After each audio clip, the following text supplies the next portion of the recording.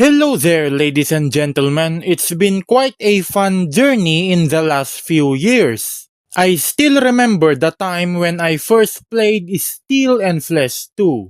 It was an amazing experience. So, in this video, I compiled all of my Steel and Flesh 2 adventures all the way from the prehistoric year of 2022 to 2025. Oh yes! All general gameplay videos, by the way. Tutorial videos not included. Well, ladies and gentlemen, sit back, relax, and let's watch history in the making together. Enjoy!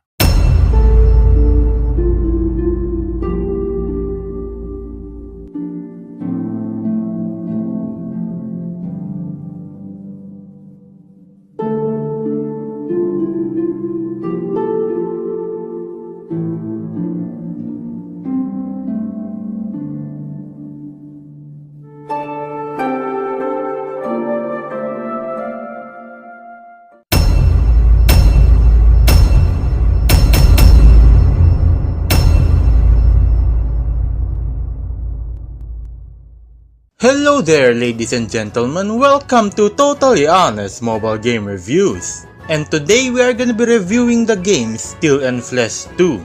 It is a 3D open world role-playing game where you play as a random pleb set for world domination. This game was released back in 2019. I've been playing it for quite a while now, and this game is definitely something. And by something, I mean 100% totally not a ripoff of the Mountain Blade series. So sit back and relax. Without further ado, let's get to reviewing. The game's mechanics are pretty simple. Besides the fact that there's absolutely no tutorial, the mechanics are easy to understand. You create your character, select a random spawn point, and choose your character background, which you'll end up guessing since the game doesn't provide a description on what these backgrounds do. Amazing! And once you've selected your background, there's no going back unless you start a new game. And in this interface is where you'll spend 15 minutes of your time reading the description of each stat. And then notice that there's a persuasion and courtship stat, which is where you'll be wasting all your stat points on, just because you think that maybe you can score some ladies. Just like the degenerate you are. And from here, you can do whatever you want. The general idea of the game is to conquer and expand. Explore the lands, get rich, recruit units, enter battles, and capture castles, towns, and villages. Progression in this game is as simple as get gold and start f***ing people up. Gold is everything. Fame and respect are garbage. Nothing's better than committing war crimes in the Middle Ages, oh yes. You can get gold in many ways. You can play actively, such as hunting down and fighting bandits to get loot, and participating in various tournaments in the arena. Or, you can play passively, such as starting your own business, trading goods, or hunting and fishing. Once you have accumulated a considerable amount of wealth, you can start committing the war crimes. Oh yes! One thing that I really like about this game is its varying gameplay and roleplay potential. It's open world, so that means you can travel the entirety of this map. You can progress in the game in many ways with varying gameplay, such as participating in arena, forming an army and leading your men in battle, or just simply trading, buying land, and starting a business. You can either form a business empire and become as rich as Elon Musk, or become a warlord and commit as many war crimes as possible.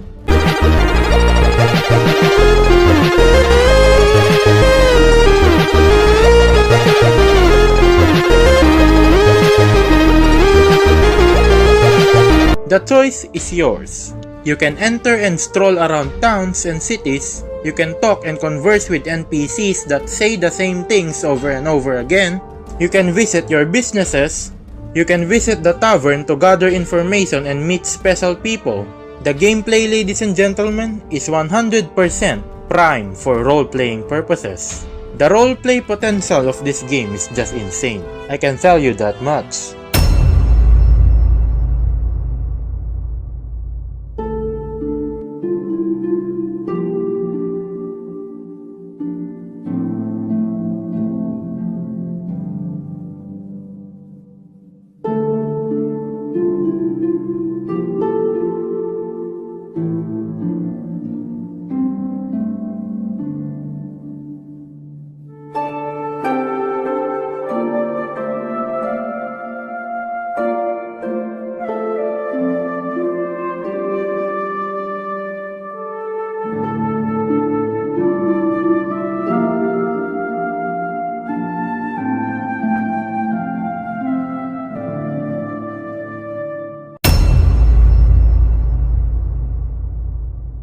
Oh yeah, this game is 100% totally balanced. Let me just get one-shotted real quick. There we go. Amazing. The balance of the game is literal garbage. You're about as strong as a toothpick in the game. Playing a game with difficulty higher than medium will guarantee you a constant, quick, and swift death in major battles. The only balanced gameplay the game has is fighting in the arena. Arena fights are balanced and fair. It just depends on your strategy whether you win or lose. It's not all that bad though, because you have the option to just auto-resolve conflicts, or in this case, auto-fight. Auto-fighting is overpowered, ladies and gentlemen. Literally the best option, especially if you have a lot of troops in your army. Remember, strength in numbers. Auto-fighting is great. It's quick, saves time, and even possibly rigged towards the benefit of the player. Yes, 100% totally balanced indeed. Well, you've already seen this. The game's AI is literal garbage. The only things the AI can have an advantage over you is their overpowered equipment, with weapons powerful enough to literally kill you in one hit. If there's an AI you should fear, then those are the archers. Literal gods with bows and arrows, equipped with an aimbot to guarantee a hit on you 1,000 meters away. Yes, ladies and gentlemen, archers are cheating. Great! Of course, just like the free games I have played so far, this game also has microtransactions. To be honest, it no longer surprises me at this point. Though the microtransactions seem to be very pay-to-win-ish, I guarantee you, ladies and gentlemen, that this game is completely free to play. Yes, you don't need to spend real money just to have fun playing the game. In fact, you don't even need to watch ads to get additional gold. With many ways to earn gold in the game, gold is and never will be a problem. You've probably just recently seen it. There's a remove ads microtransaction. So that only means one thing. This game has ads. But to what magnitude? Well, unfortunately, ladies and gentlemen, I have very bad news. The game's ads are very frequent and intrusive. I personally advise you to never play the game online or connected to the internet unless you're a masochist and wants to be bombarded by copious amounts of automatically playing video ads.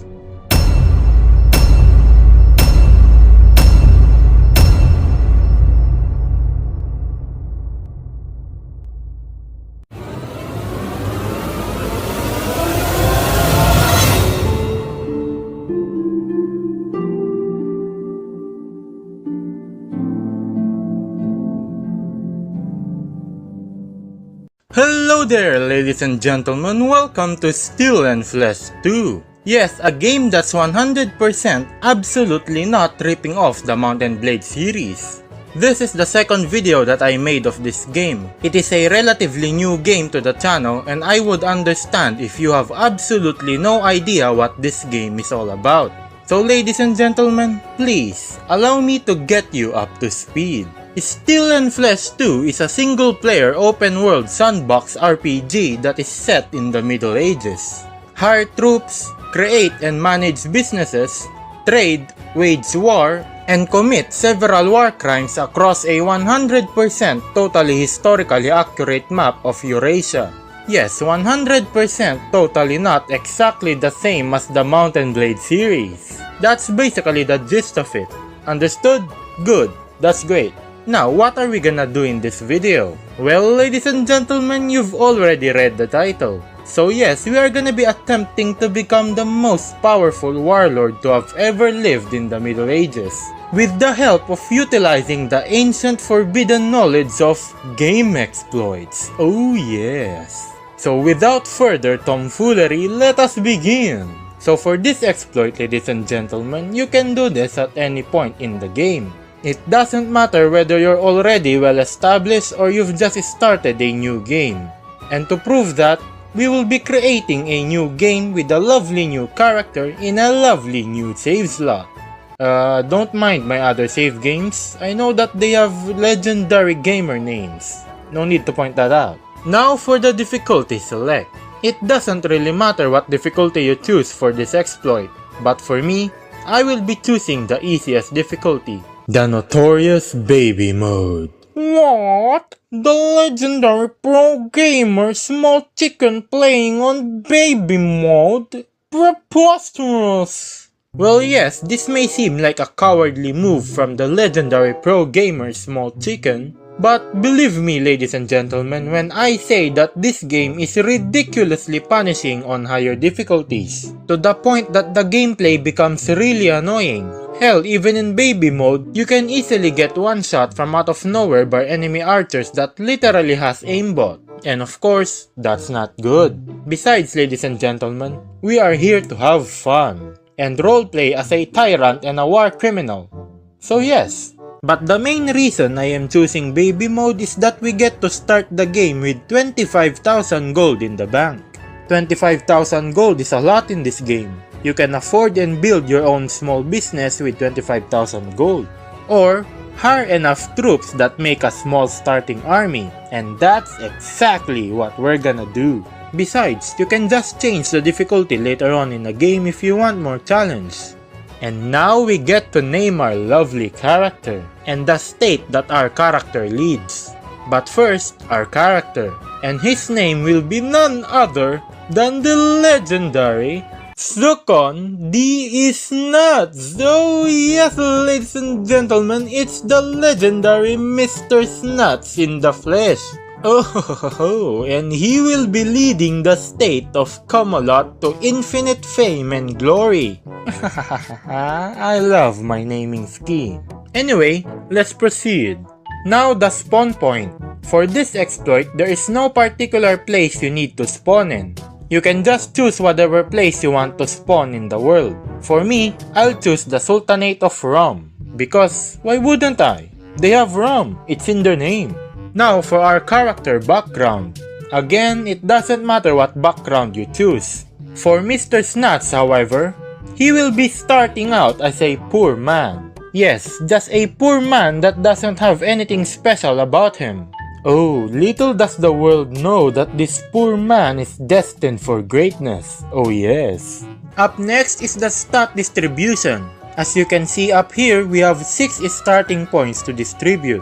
We are gonna be using 3 points on Charisma and the other 3 on Intelligence.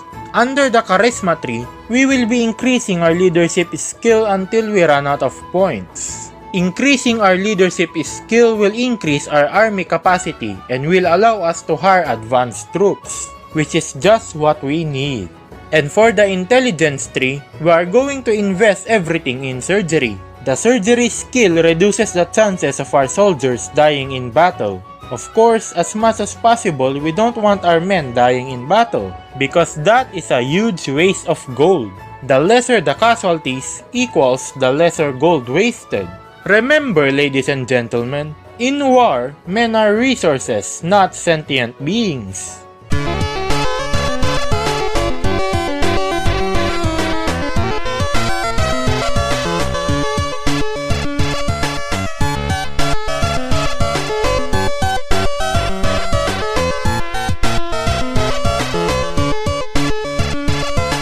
For the other points, we can just use them up to increase whatever skill we like.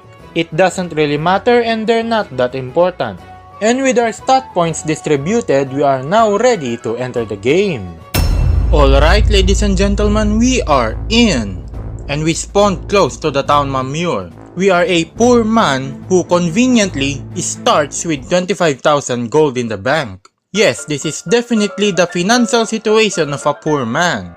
Now if we go in our inventory here and select things, you'll see that Mr. Snuts is really poor. He has absolutely nothing but these garbage clothes on. And we have a walking stick for a weapon. This is our weapon right here, ladies and gentlemen. Just a long stick that does absolutely no damage whatsoever. Needless to say that we are gonna be absolutely obliterated the moment we step into a fight. This is where the 25,000 gold comes in. Why fight your battles when you can just hire people to fight them for you? Also, is it just me or Mr. Snuts looks like a bootleg Keanu Reeves? Alright, first things first. In order to do the exploit, we first need to have possessions. Possessions are the number of villages, towns, and castles that you and your state own. The only way to get possessions is through battling and conquering. So how are we gonna do this? Obviously, castles and towns are impossible to attack in our current state. So we're gonna be looking for a village to attack and capture instead. So let's open the map and look for a suitable target. Ooh, these villages are owned by rebels. Tempting. But no, not gonna risk waltzing into their territory. Ah, down here. Great, there's a village owned by bandits. Let's mark it, and our character will immediately go to the location. Note that any village will do. Since we don't wanna risk going to war with major civilizations, it's best that we go to war with bandits this early in the game. And we have arrived. We need to capture this village. Now I need some men.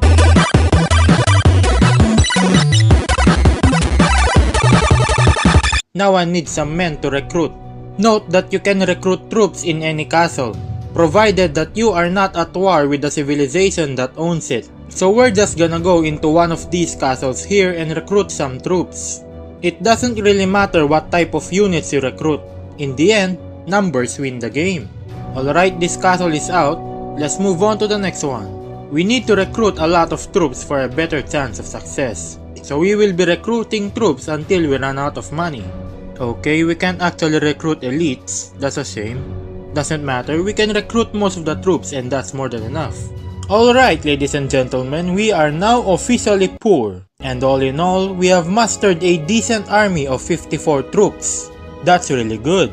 And we are now ready to launch an assault on this poor, unsuspecting village. Guarded by an insane number of 12 men. Who will win? 12 versus 54. Put your bets in, ladies and gentlemen, and let's find out. We're in the battlefield. The village is just right there on the horizon, and these are our men. Of course, I will do what every brave, courageous, and valiant leader always do in a battle. Staying behind and doing absolutely nothing. No, this isn't cowardice, alright? This is a strategy that gives me a tactical advantage in any situation. I am very brave, very courageous. Go, men, go! And don't die because you are very expensive. I'm actually losing troops. You guys suck!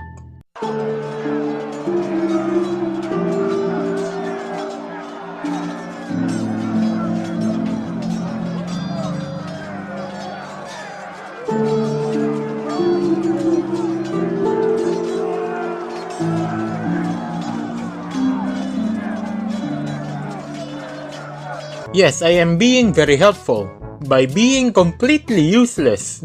You guys can do it! Go!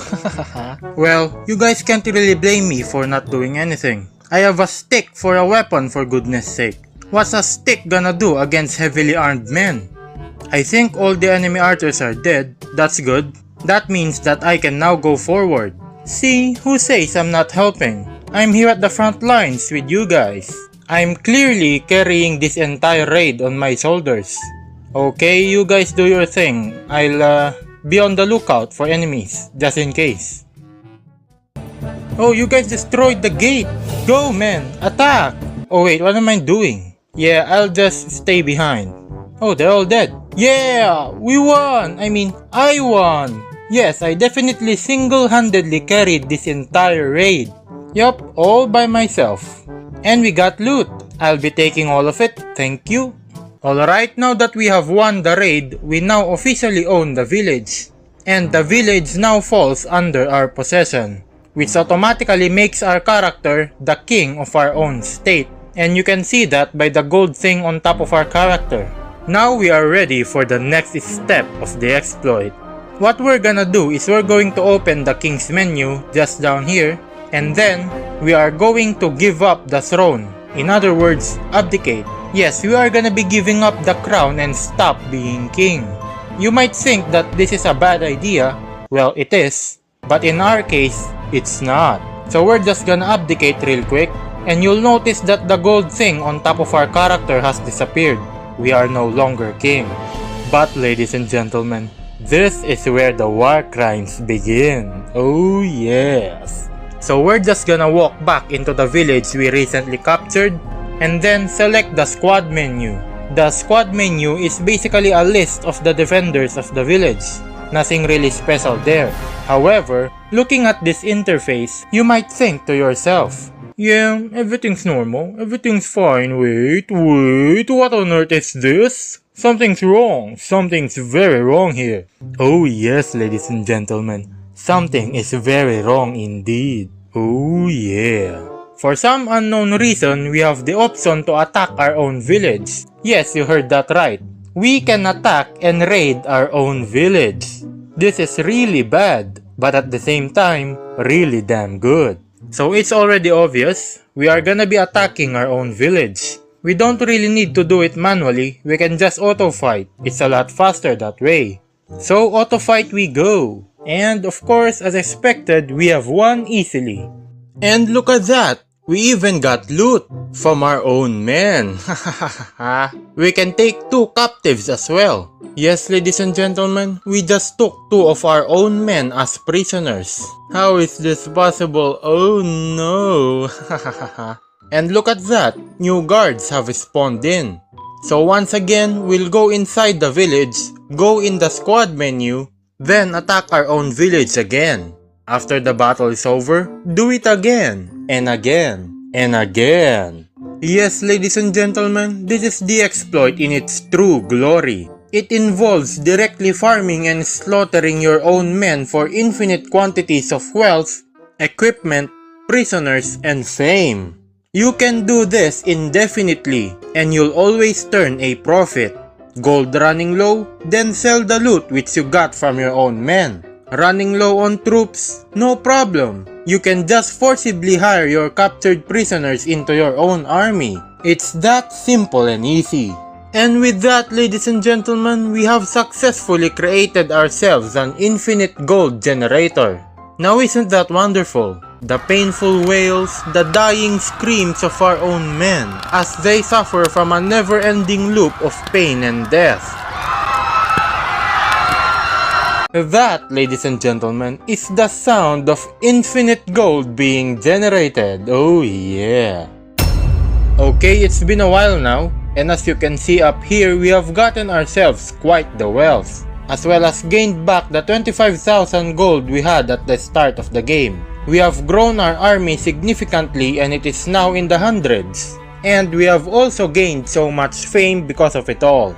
Yes, we are now famous for slaughtering our own people. This is all because of farming this one village non-stop, over and over again. Ah yes, I do love the sound of eternal torment as a warlord in the Middle Ages. Okay chicken, that's great and all, but how do we become king again? Alright, we abdicated. Well, worry not, my pro gamers. In order to take back our status as king, all you need to do is to find and talk to any king belonging to any state you are not at war with. Then, take an oath and pledge your allegiance to their state. This action will integrate you into their state and you yourself will now work for them. After taking the oath, immediately revoke it by talking to the king again, then a simple click of a button. Revoking your pledge of allegiance is considered as an act of betrayal and you will immediately go to war with whatever state you took an oath to. But hey, you got your crown back, so all is good.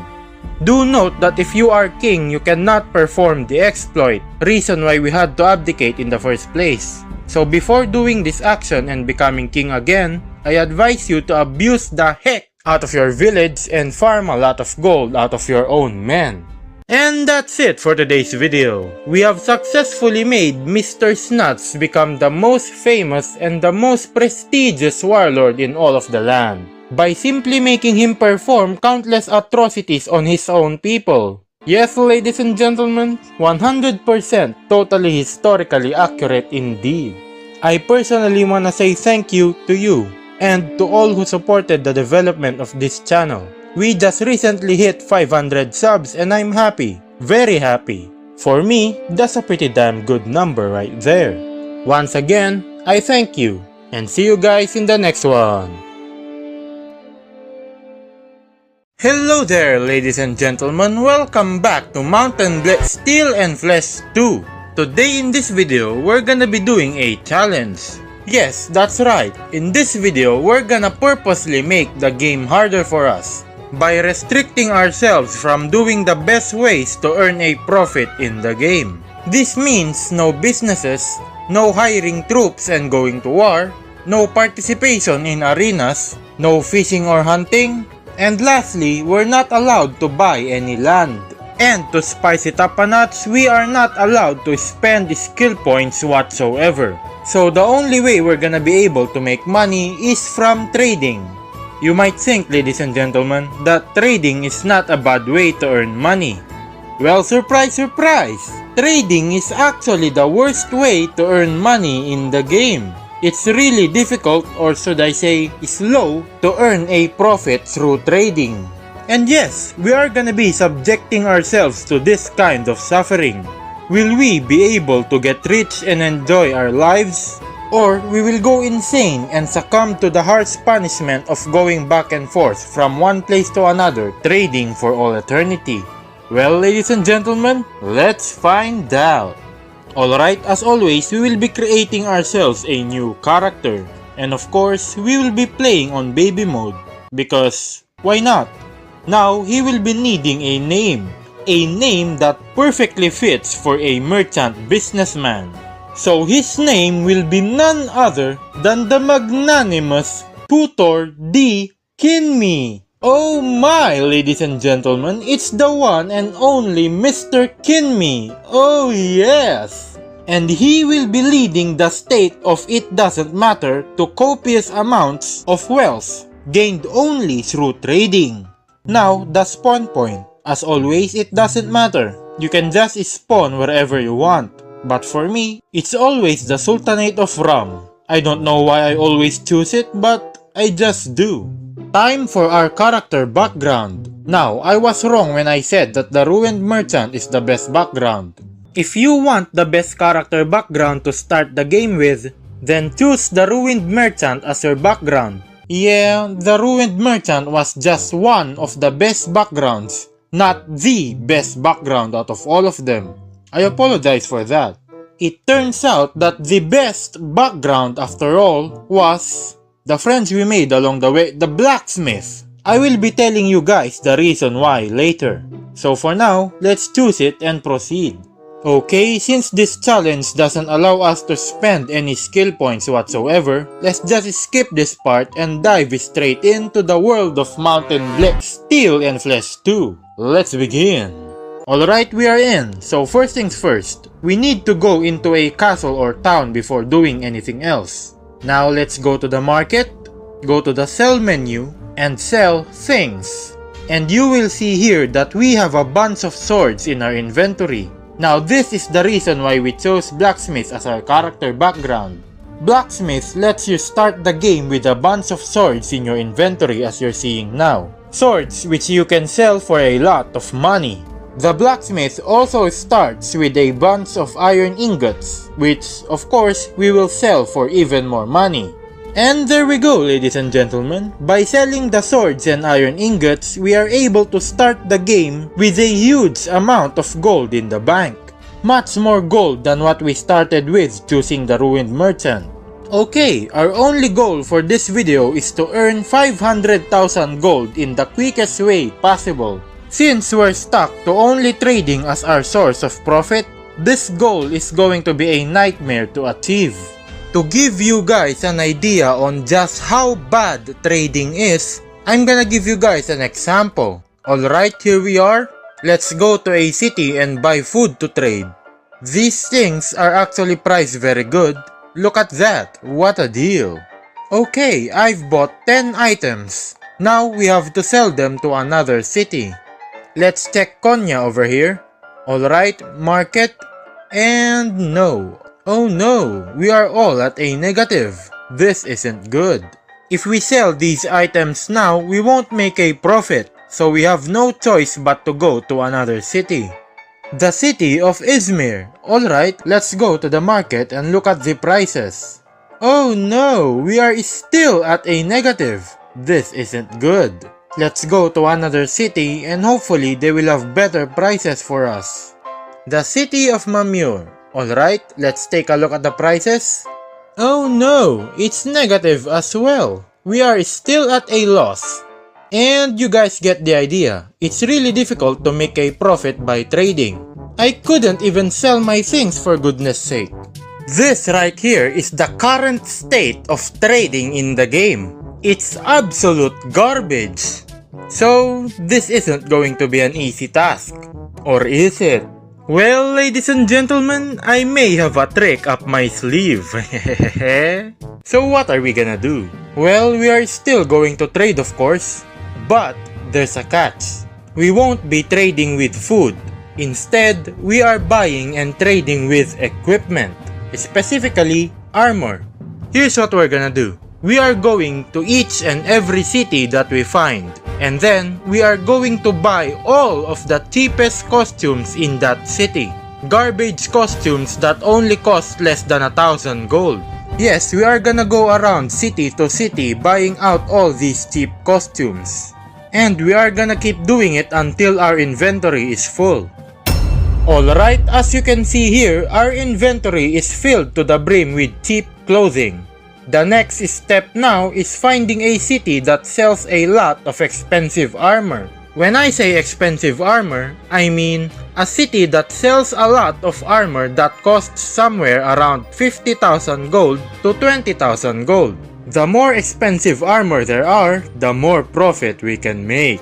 Okay, we have finally found a good city, as you can see here. There are a lot of armor that are very expensive. This city is perfect for our scheme. Oh yes. Now in this city, we are going to sell each and every cheap costume we have bought. Just dump them all in this city. It doesn't matter that we are losing money. What's important is that the more items we dump into a city, the cheaper the prices will become in that specific city. So what we're effectively doing here is that we are flooding the city's armor supply with so much garbage that the city's economy literally comes crashing down. This will cause the buying prices to go down and every armor will become dirt cheap. Okay, we're back. Our save file is safe and we've found a better city to crash its economy. I've just sold all of the garbage clothing and as you can see here, the prices are down by 28%. That right there is a lot of profit already. But it can be better. We now have two choices. We can start making a profit right here or we can make it even lower. Well, I think the answer is obvious. We are going to lower it even more. Oh yes. So off we go to buy more cheap garbage to crash the economy with. The city of Dresden will have to remember that.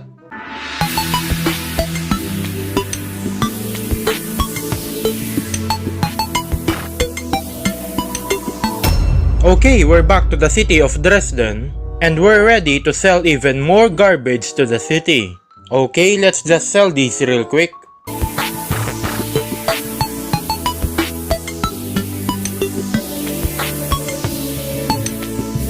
Alright, it's at negative 63% now. Dear Lord, this city's economy is not doing well. Let's go check the prices, shall we? Oh my lord, that is insane! Negative 45%? Oh my! We are going to be extremely rich after this.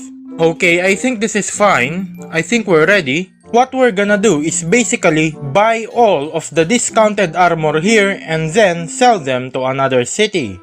We can't buy them all at once, of course, since we don't have enough money for all. So let's just buy this one for now and then sell it to another city. Alright, market. And look at that, ladies and gentlemen, we can sell this armor for 62,000 gold. Minus the buying price of 33,000, that right there is a profit of 29,000 gold. Oh my lord, what happened there? How did this happen? Well, ladies and gentlemen, what we basically did is market manipulation. By selling so much garbage armor in one city, the armor supply of that city went up, therefore causing the buying prices to come plummeting down. This means that each and every armor are now discounted by a certain percentage. We then bought the armor at a discounted price, went to another city, and then sold the same armor at full price. Yes, ladies and gentlemen, it's the ultimate 100% totally legal market manipulation exploit. Oh yes! With that one armor alone, we literally gained back the money we had when we just started the game with. And we're not done yet. So let's go back to Dresden, buy more sets of armor, then go to another city to sell them at full price. Then boom, ladies and gentlemen, 100,000 gold! Oh my goodness! This is amazing! This is absolutely amazing! Let's go back and buy more. Alright, let's go sell them now.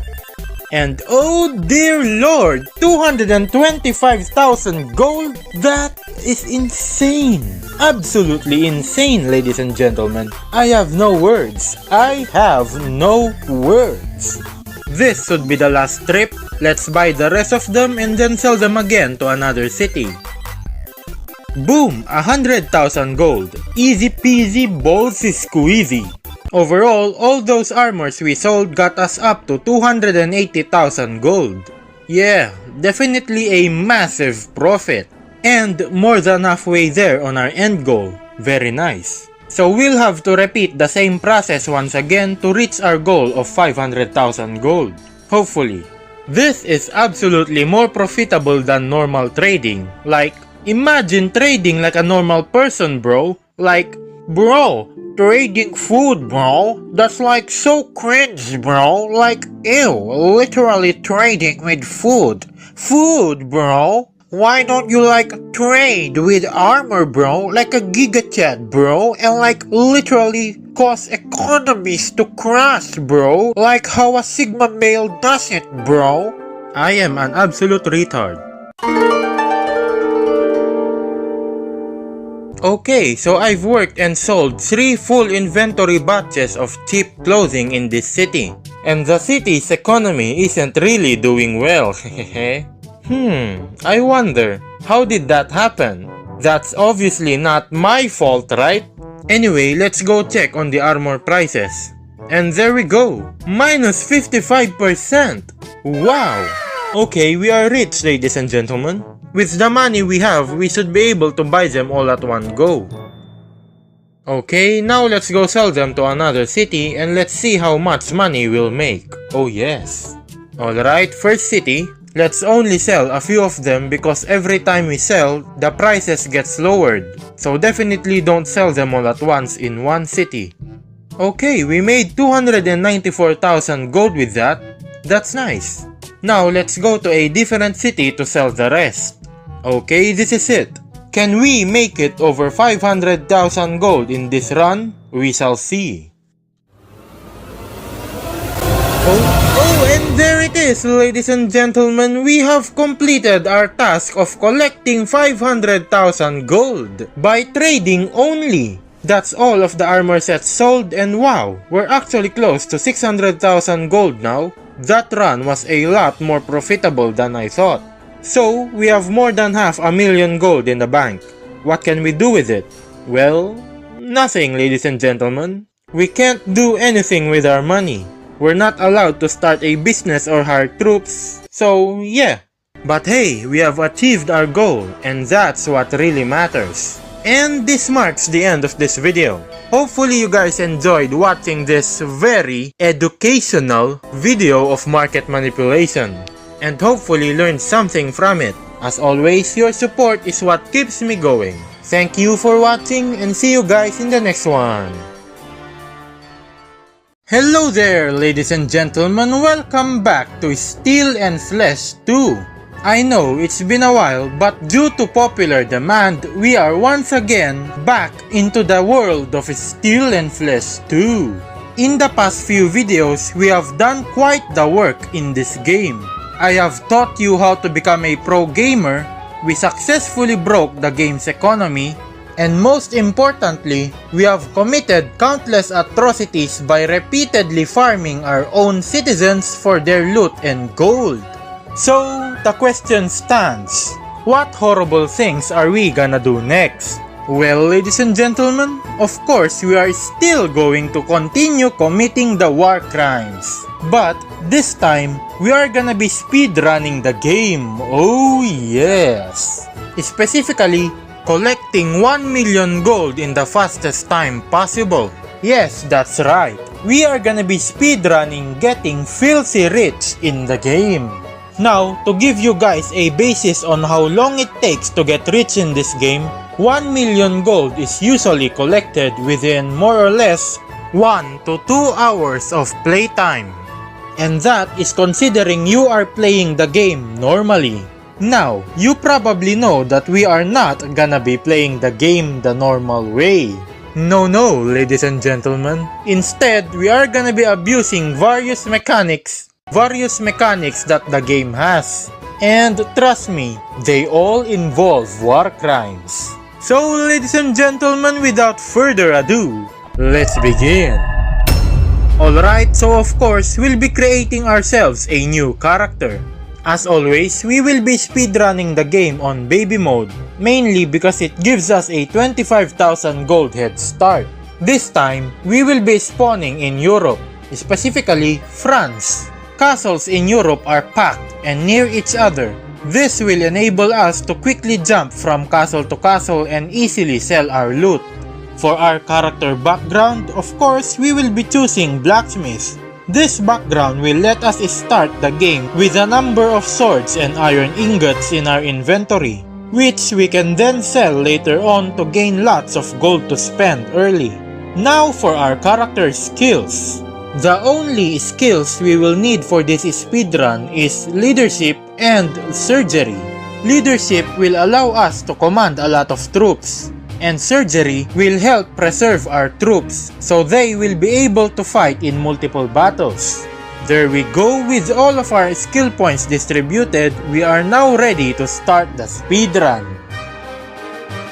Alright, we're in. We have our beautiful character balls deep right here. First things first, we need to go into a castle and sell the swords and iron ingots we started with. This will give us the gold we need to hire the necessary amount of troops for our first battle. After hiring troops, we are immediately gonna get into the action and start destroying everything that moves. We can start farming France right here. We're gonna have to auto battle a lot here. Auto battling will save us a lot of precious time, and it may or may not be rigged towards the benefit of the player. Well, who am I to know that? Our main source of income is gonna be selling all the loot that we get from our victims, and the captured prisoners will be used to replenish our own army.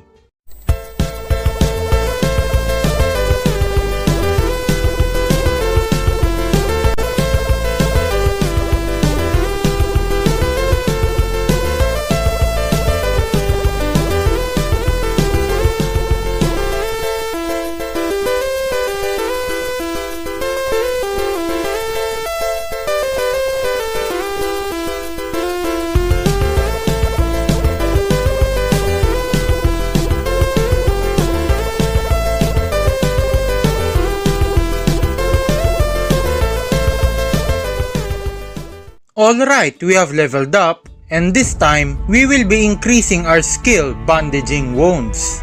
This skill will quickly heal our wounded soldiers back to fighting condition. Things are moving pretty good at the moment. We are currently 7 minutes in our speedrun, and we have about 100 troops in our army, though some of them are wounded. At this stage of the game, we need to hire more troops to our army. We need to have enough troops to the point where we can take and win bigger battles. Okay, I think it's time we buy a siege weapon. So let's go to a castle and let's buy the cheapest siege weapon on the market. We only need one. Having a siege weapon will allow us to lay siege to an enemy castle. Doing this will send out a global message and alert the enemy lords to come and defend their castle. However, there's a catch. We're not actually going to attack the castle. We are only doing this because instead of chasing down enemies, they will come to you. This is a process that I call baiting. basically initiating a siege on any castle and then immediately cancelling it. Enemies will start converging to your position and that's where you strike them down one by one. Trust me, it's an effective strategy, for I am the master at baiting, otherwise known as the master baiter. Alright, 11 and a half minutes in, and things are looking quite slow, not gonna lie. But we are looking good in terms of troops. We currently have 180 men in our army, and this should last us a fairly good amount of fights. Of course, we are gonna keep on baiting enemies over. The more enemies there are, the more loot there is for us.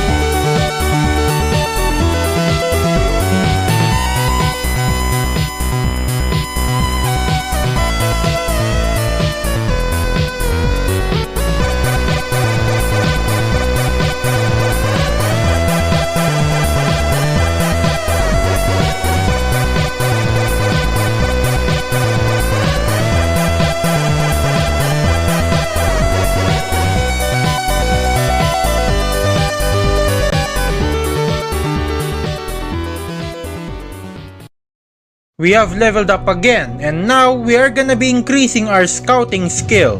This skill will increase our character's moving speed on land, which is gonna be very helpful for roaming and chasing down enemies. Also, since we are gonna be having a large army, we cannot go into water whatsoever, because we are gonna be moving extremely slow on water. This means that we are exclusively landlocked on this side of the continent. Okay, things are starting to look good now. We just passed the 100,000 mark and we've got a large army at our disposal. We should be able to handle most battles now and get more loot from each and every battle. Alright, 22 minutes in and we are a quarter of the way there. Things are definitely picking up speed now. We have also grown our army significantly. With over 300 troops, I think it's safe to say that from here on out, we are gonna be dominating these lands. Now you might ask me, why haven't I captured a castle yet?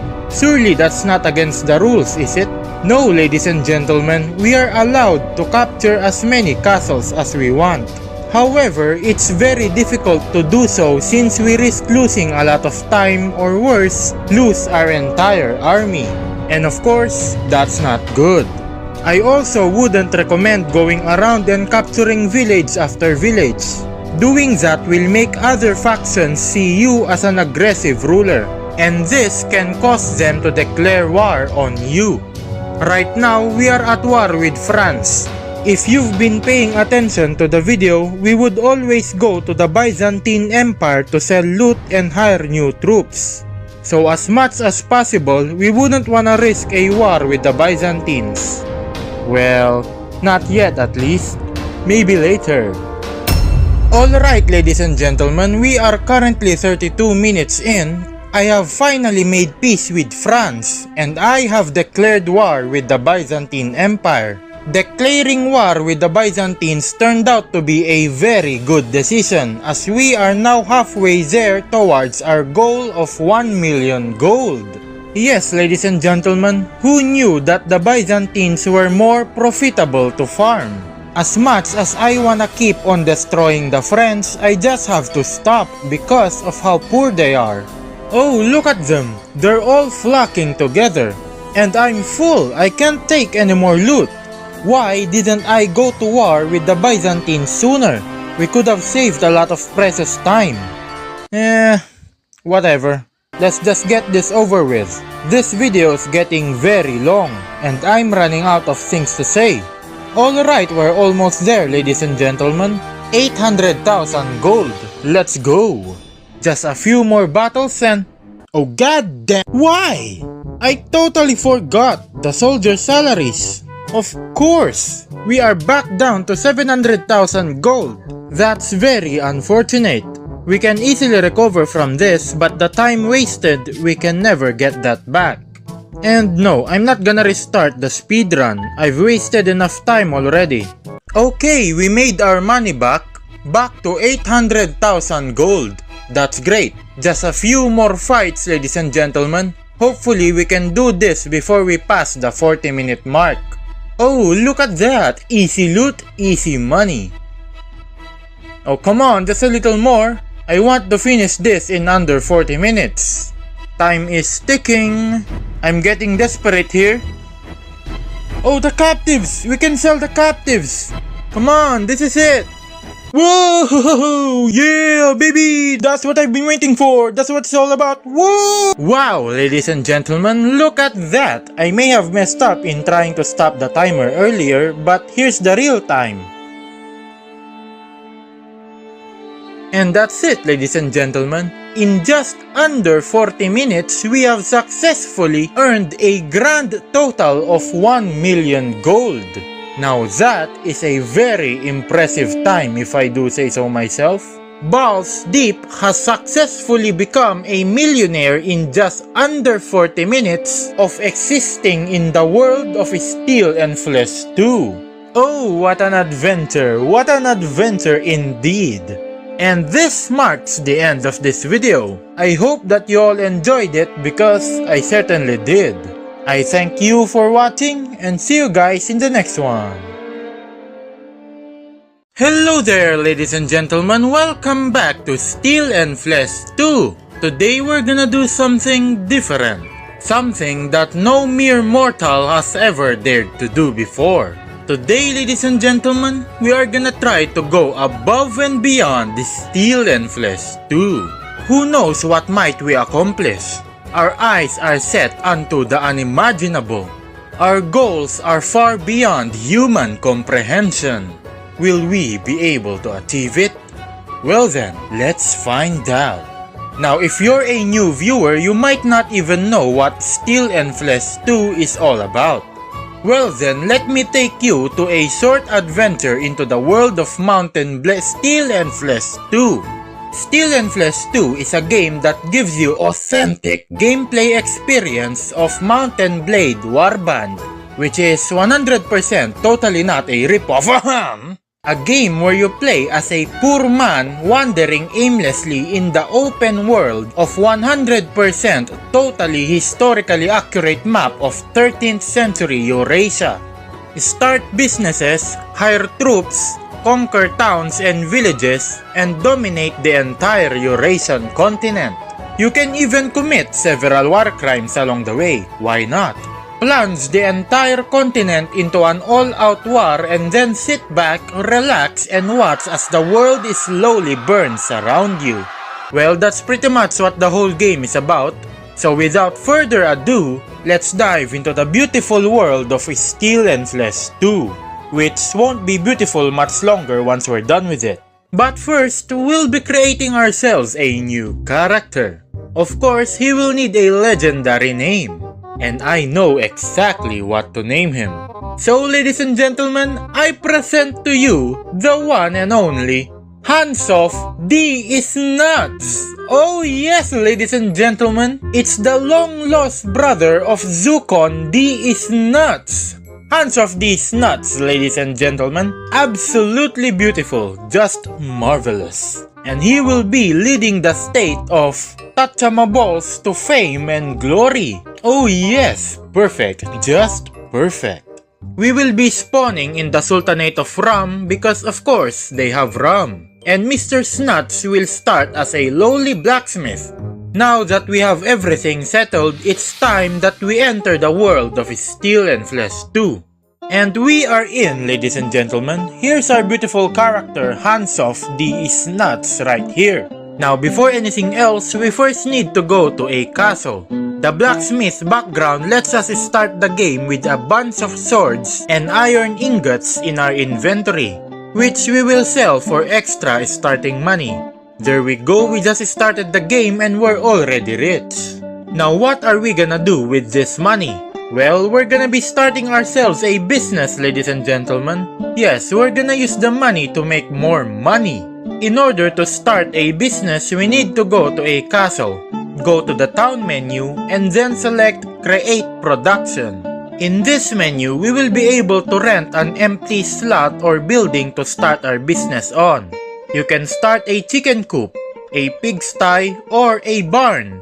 Once we have decided on what we want, we will be greeted with this menu, which is labeled as necessary thing for some reason. Basically, we'll need to get all the items that are listed here and also get the necessary animals to torment for our business. And voila! There we go, we have all the items and the animals we need.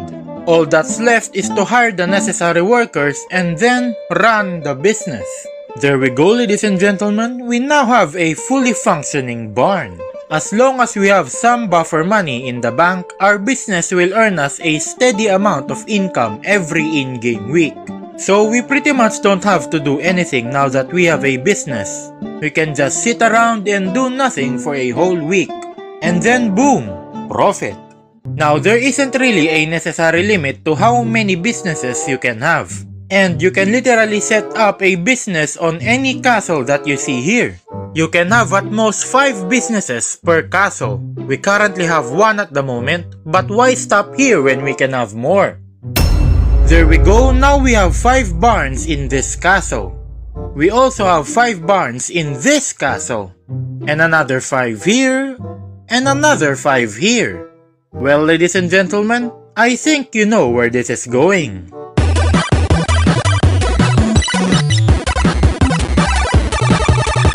Alright, it's been a while.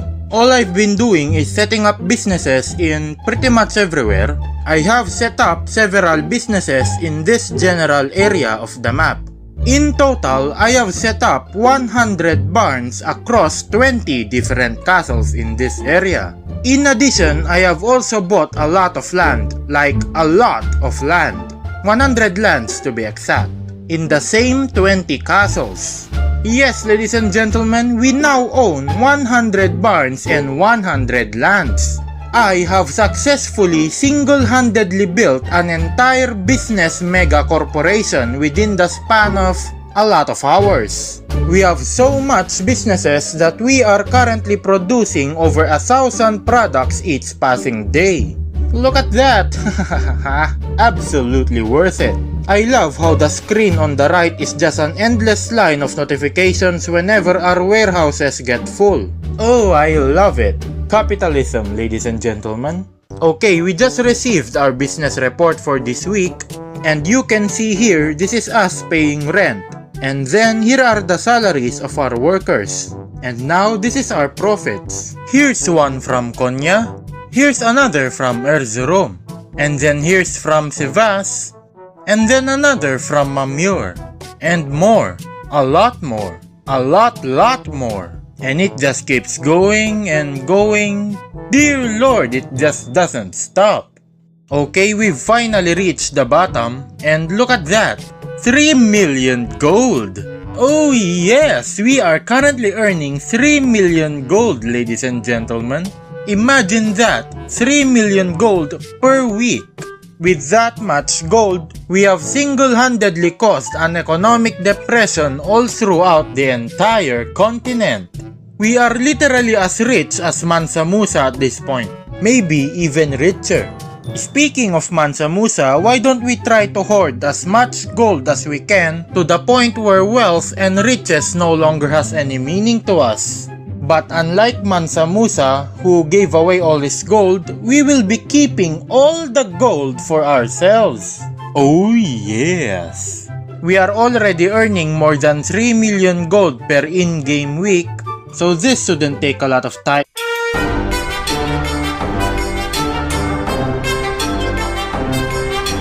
Oh man, that actually took a lot of time. But hey, we're back now. And we're looking a little bit richer than last time. Yeah, just a little bit richer. We only jumped from having 3 million gold to having 100 million. No big deal at all. 100 million gold, ladies and gentlemen. This is literally more money than you'll ever make in your typical playthrough of the game. We have successfully become a multi-millionaire solely relying on our barns and lands for income. I have also built more barns and bought more lands than I can count. I don't even know where most of them are. But we are now earning more than 4 million gold from our barns and more than 1 million gold from our lands each passing week. It's absolutely ridiculous. 100 million gold is an astonishing feat on its own, and very impressive if I do say so myself. Well, enough earning gold. It's about time that we start conquering castles and start building our kingdom. But first, we will need to recruit soldiers into our army. We can do that by simply going into any castle and then recruiting troops from the tavern. And there we go, we got ourselves a small personal army. Of course, this isn't near enough to attack a castle, so we're gonna have to recruit a few more troops into our army. And by a few, I mean a lot of troops. 1,000 troops to be exact. Now imagine you're a citizen of this castle, and then you see this outside your castle gates. One man with 1,000 soldiers under his command is standing menacingly outside your castle gates. Now that's a terrifying sight to behold. Now that we have our troops ready, we now need to declare war on a faction. So we'll take a look at the map and look for the best faction that we can declare war on. Oh, here we go, the Byzantine Empire. Currently the strongest faction in the whole continent, which makes for the perfect candidate to go to war with. Of course, it's only reasonable for us to formally send a declaration of war. But why do that when we can just launch a surprise attack on one of their lords? Hello there, sir, you're gonna be the first victim for today's video. Okay, let's just auto-battle this one out, and there we go. We are now at war. We're gonna immediately set our eyes towards Konya and try to take it ourselves. But first, we're gonna do something that I like to call baiting. Basically, initiating a fake siege on a castle and then waiting for the supposed defenders to come to us. And when they arrive, we are going to intercept and meet them on the battlefield. This is a great way for us to farm a lot of loot and XP, as well as having the satisfaction of slaughtering hundreds of enemy troops. Ah yes, a 100% totally perfectly balanced game mechanic that is 100% totally cannot be abused for the benefit of the player. Absolutely wonderful. Alright, there we go. We have successfully captured Konya, and if we look at the map right here, we can see that this is only the beginning of the legendary state of Tachama Balls. Oh yes. But what I'm interested in right now is that once you have captured a castle, you will be able to create your own personal soldiers right here. In this menu, we can edit the equipment of various soldier types.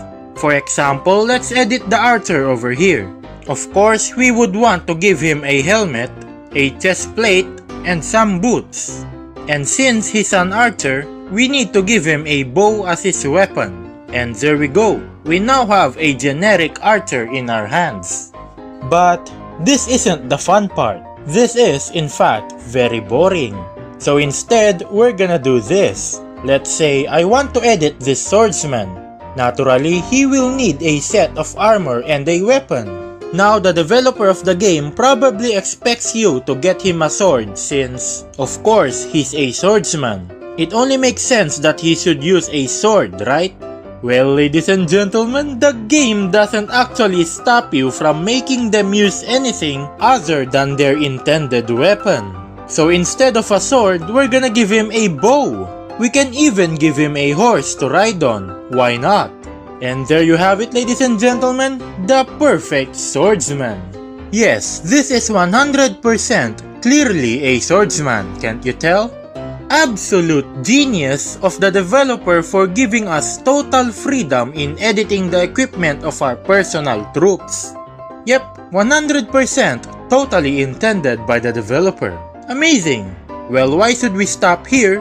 Why not make everyone a horse archer? Alright, we've done it, ladies and gentlemen, so let's take a look at our squad here. Okay, this is Hands Off These Nuts, who looks like a bootleg Keanu Reeves. Now let's look at this Knight Spearman. Nope, just kidding, it's a horse archer. Oh look, it's an expert swordsman. Nope, got you guys again, it's a horse archer. Oh hey, it's a basic recruit. Oops, wrong again, it's an archer. Yeah, we don't have enough budget for a horse unfortunately, so we stick with archer for this one. And you get the idea. We have successfully converted each and every soldier class into a horse archer, except recruit. This right here is 100% Mongolian horde tactics and strategy. Man, if only Genghis Khan can see me right now, he'd be proud. Okay, so I made peace with the Byzantines temporarily, mainly because I wanna try something out. We've got our large castle, Konya, over here, and as you can see, there's currently over 1,000 troops stationed in this castle. Now, if we go in the castle and then look at the squad menu, you'll see here that there's only a limit of 300 troops. Now, a little bit of context, each castle in the game automatically generates troops over time. And this slows down as the soldier count approaches the limit. And when it's full, it completely stops. However, the soldier limit doesn't apply when transferring troops into the castle manually. So now the question here is, how much soldiers can we fit inside this one castle? Well, ladies and gentlemen, let's find out.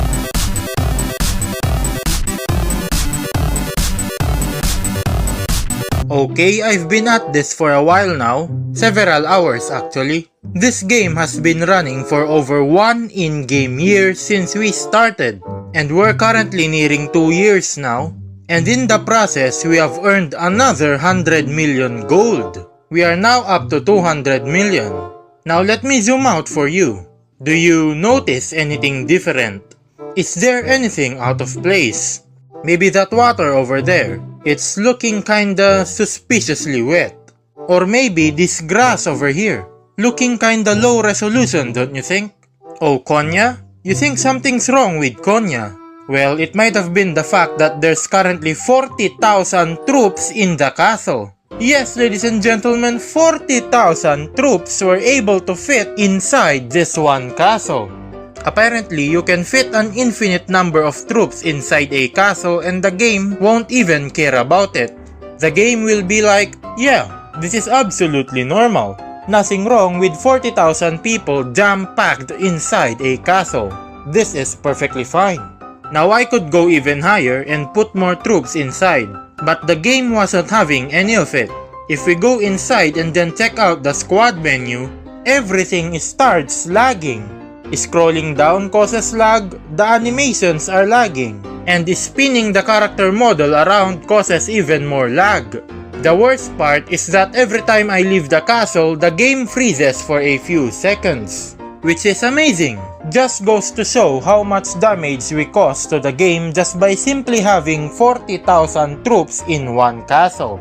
40,000 people, ladies and gentlemen, crammed inside such a small space. All it takes is just one sickness to go around and everyone would easily die from disease. Okay, I just had an idea. Ladies and gentlemen, I'd like you all to meet my dear friend, Cake House. I actually don't know how to pronounce his name, so I'm just gonna call him Cake House from now on. Cake House is here with us today to serve as a guinea pig for what I'm about to do. May God have mercy on his soul. Now, if we go up to him and then choose the dialogue option, I want to replenish your unit, we will be able to transfer our troops into his army. As you can see here, he also has a limit of 300 troops. Now, I'm here wondering if the soldier limit also doesn't apply to him. Oh dear lord, it goes over the limit.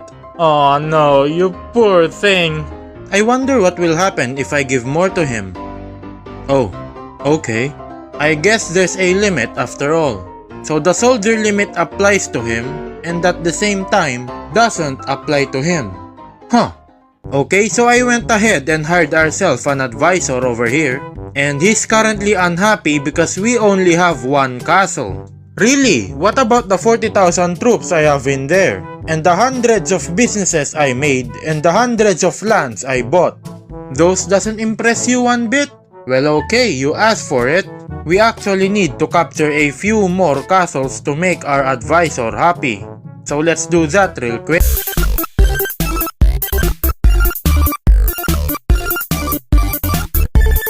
Okay, ladies and gentlemen, a lot of time had passed. If we look at our time over here, it's been exactly 3 in-game years since we started the game. Now, remember when I said we need to capture a few castles? Well, about that, I seem to have conquered the entire continent instead, by accident. Yes, I accidentally conquered the entire continent. Huh, well, no big deal at all. Let's check in with our friend the advisor and see if he's happy with what we've done. Oh, still unhappy, huh? Oh well, nothing we can do about that. And so, ladies and gentlemen, we have successfully conquered the entire Eurasian continent, all within 3 in-game years. And no, I'm not gonna talk about the ungodly amount of hours I've spent playing this game.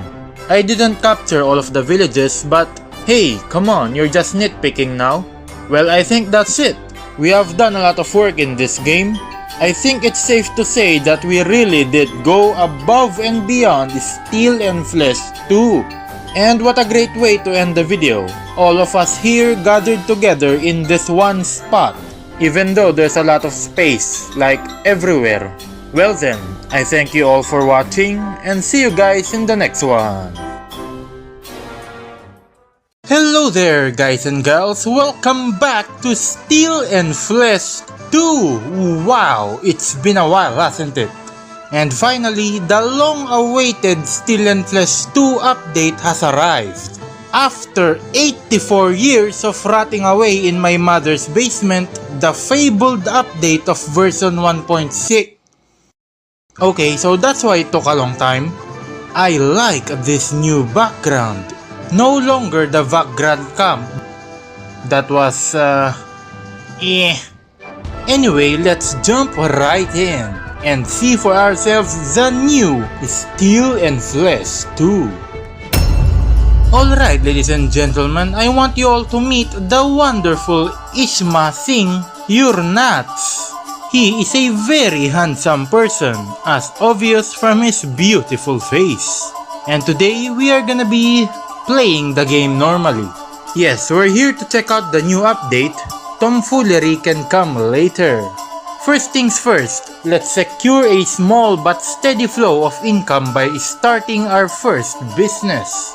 Then maybe do some arena after for more money.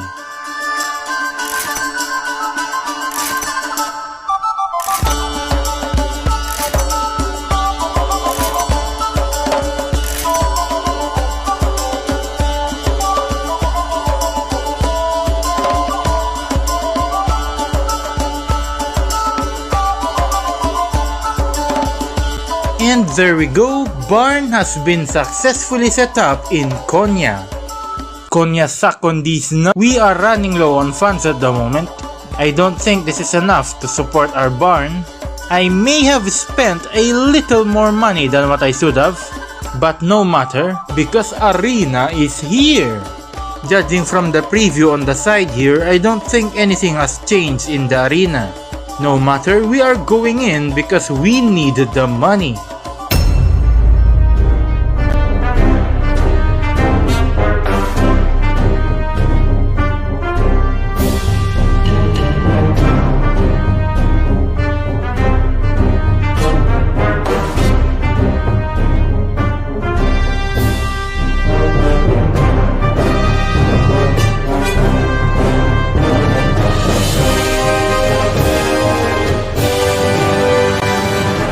The final fight, ladies and gentlemen, this will be easy.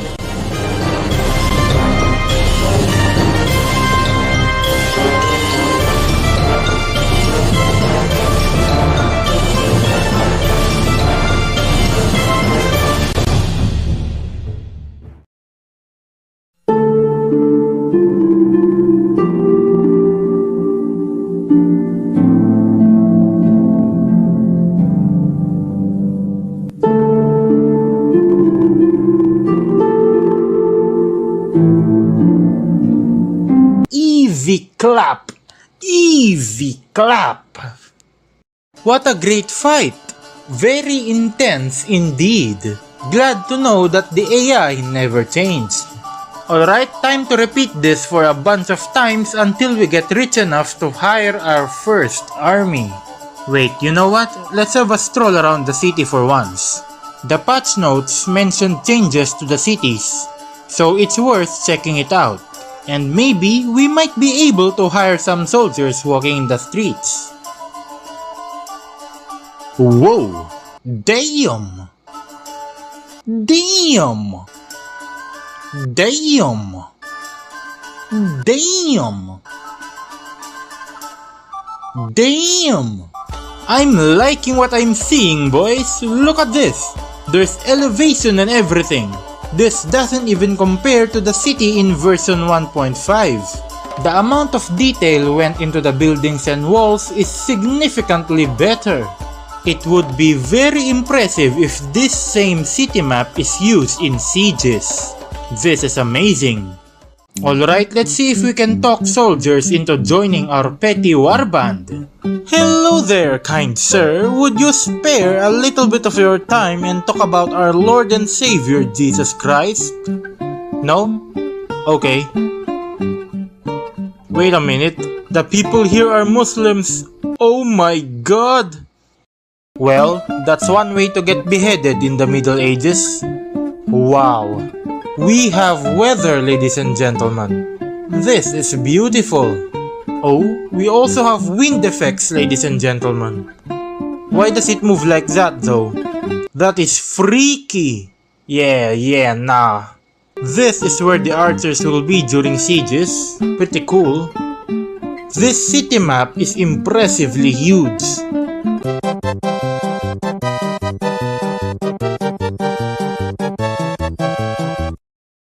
Okay, after 15 minutes of wandering aimlessly in the city of Konya, I have successfully recruited 2 soldiers.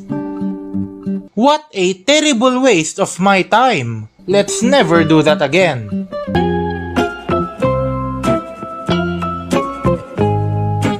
Alright, now that we have hired our first army, it's time we start waging war. Oh yes. Since hiring soldiers pretty much took all of our gold from our pockets, we are gonna start attacking bandits so we can make back the money and potentially even have profits. Hello dear sir, you and your men shall be the first victims in today's video. 115 versus 39. This is gonna be easy. And it has begun, ladies and gentlemen. Look at my men. They want blood. Go men! Charge! Charge the enemy! Look at them go! They're zooming! And clash! Alright, let's make ourselves useful by being the most useless combatant on the field. This is so cool. The new environmental graphics really make these battles come to life. Oh, look at the bandits! They're getting slaughtered! Only 10 of them remaining, ladies and gentlemen, and I haven't even gotten close to an enemy yet. Truly the most useless soldier to ever exist. Well, what can I do anyway? I really have bad stats in fighting. Yeah, we won! Victory for me and me only! See? Easy. Easy clap. Wonderful. Thank you for your loot. And of course, prisoners to sell. Amazing.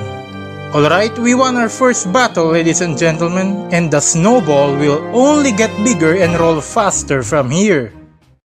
Okay, so I have declared war with the rebels, because why not? We need more loot. Loot, ladies and gentlemen. And also, I wanted to see how attacking a village would look like. Huh, interesting. So the villages no longer have any walls now, it seems. But they do have wooden towers. I don't know if that's better or not. Yeah, it's probably worse. Losing the wall and the gate in exchange for 3 towers is not a good trade. But hey, capturing villages are made easier now with a smaller army. Back then, you would need like 50 soldiers minimum to guarantee a village capture. That is so cool. Another day, another chance to be useless. Just like the previous battle, I did absolutely nothing to help. Amazing. And we won. Village captured, ladies and gentlemen. Easy clap. No diff. There we go, just like that, we have our first possession. That won't last long, by the way. It's gonna get captured back the moment I leave it alone. But no matter, we got to see the village battles, and I'm fine with that. You know what? I'm gonna do something very cheeky. I'm gonna declare war to the Byzantines. This may or may not be a good idea, but bandits have proven to be unprofitable whatsoever. So let's just auto-battle this small Byzantine army, and there we go. War has been officially declared. It's do or die now. Let's take a look at the map and see how everyone's doing. Ooh, the Byzantines aren't actually that too big right now. That's good news for us. Ooh, a catapult for only 19,000 gold?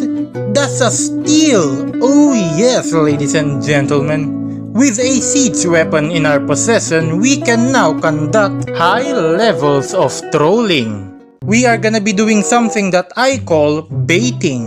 It's basically a game mechanic that makes enemy lords come to you, instead of you chasing them around. And that is done by what I'm basically doing now. By initiating a siege on one of the Byzantine castles, this alerts their castle lords to come and defend the castle that is under attack. But little do they know, the siege is a fake. So when they go near the castle, immediately break the siege and intercept them to fight them on the open field. It works, but we can't actually fight these armies. They have 100 troops. I have 100 troops. There's a chance that I will lose the fight, or even if I win the fight, I would sustain heavy losses. So this would not be ideal. Hang on a second. Are those guys sieging Constantinople? They're hanging outside the castle walls, so they must be. Oh, this could be a very profitable opportunity, ladies and gentlemen. Who are they? Are they the Russians? They're the Russians, that's good. They are sieging Constantinople. This is perfect. Oh yes, this is absolutely majestic. Alright, now we bait the Byzantine armies. Oh yes, it's all coming together. Bait them again. Here they come and intercept. Oh ho ho ho ho. All according to plan. Here we are, ladies and gentlemen, our first major battle. And oh yeah, the lag. It is starting to lag. You can really feel the lag now. Hopefully this won't crash the game. I'm gonna be extra useless in this fight. My only goal here would be to get shot with an arrow. Oh, well there we go. Wish granted. At least we can enter free cam now, and look at the chaos unfolding before us, ladies and gentlemen. What is happening? You couldn't even tell which man belongs to my army, which belongs to the Russians, and which belongs to the enemy. This is absolutely insane. There are catapults being fired all over the place, people getting impaled, archers shooting arrows to God knows where or to who. It's just madness. Good thing this overhead map helps us see where the enemies are. There is fighting going on everywhere at once. They're just scattered all over the place. Though the majority of the enemies are grouped up here, most of the fighting is actually happening here in the middle. This is actually quite good. This is something that you would actually expect in a chaotic medieval battle. Okay, one enemy remaining, so where is he? What? Something's wrong, I can feel it. Hello? Guys, what are you people doing? What is that? What is happening? The last remaining enemy is nowhere to be found, whatever bug caused that one. And because of that, all NPCs just decided to make one giant blob.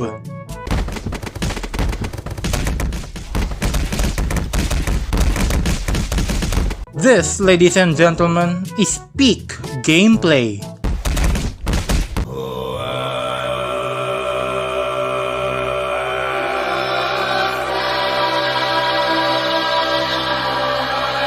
Whoa! These people have fly hacks! That's insane!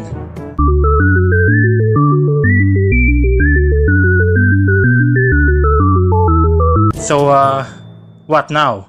The game is just stuck like this? Is this it? Uh-oh, I think the game just crashed.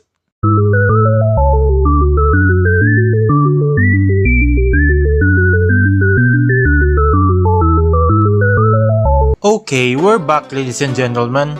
And the Sultanate of Ram is slowly but surely losing their possessions. Not like it matters to us. What's impressive is that the Holy Roman Empire is actually holding on. They still have a decently large empire. It's impressive because the HRE is usually one of the first factions to get eliminated. So kudos to them. Let's see here. Ooh, Byzantines are sieging Mamur. Oh, this is a great opportunity for us, ladies and gentlemen. We can help in the defense of the castle. Then finally experience how castle sieges are like. So let's go there immediately. Oh, just in time for the siege. That's great. 500 versus 350. This is great. The odds are in our favor. Okay. Siege battles does use the city map. That's so cool. The entire city is actually the battleground. We got soldiers down there as well for when the gates break.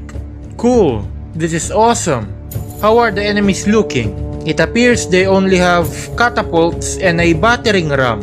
No siege towers, huh? That's fine. Makes it all easier for us. I don't know if you guys noticed, but the game is lagging again. Hopefully it doesn't crash for a second time. Oh, enemies are in range! Archers, fire at will! Man down! Oh, that is unfortunate, you unlucky soul. This guy is getting peppered right now. Oh, look at all the arrows. Yeah, I shouldn't be here. Whoops, too late. Not like I could do anything in this siege anyway. Ah yes, enemies is standing right in front of the gate, where they can easily get shot by the archers. What a brilliant strategy! And here's the enemy battering ram is slowly but surely making its way towards the gate. Ah, so there are people up here as well. That's nice. Oh, this part of the wall is getting hammered right now. And I think all, if not most of the archers are dead. That is not good whatsoever.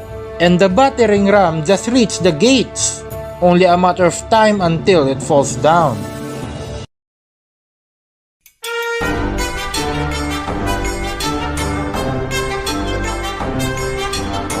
Okay, ladies and gentlemen, we're back again for the second time. I have lowered the total number of troops as well as changed some of the graphics settings. And now, things are looking smoother, definitely better than last time. Now this is the same siege with the same people and the same castle. But the enemy appears to have gained siege towers all of a sudden? What? Where on earth did they pull those towers out from? Well, things will be a lot more interesting now.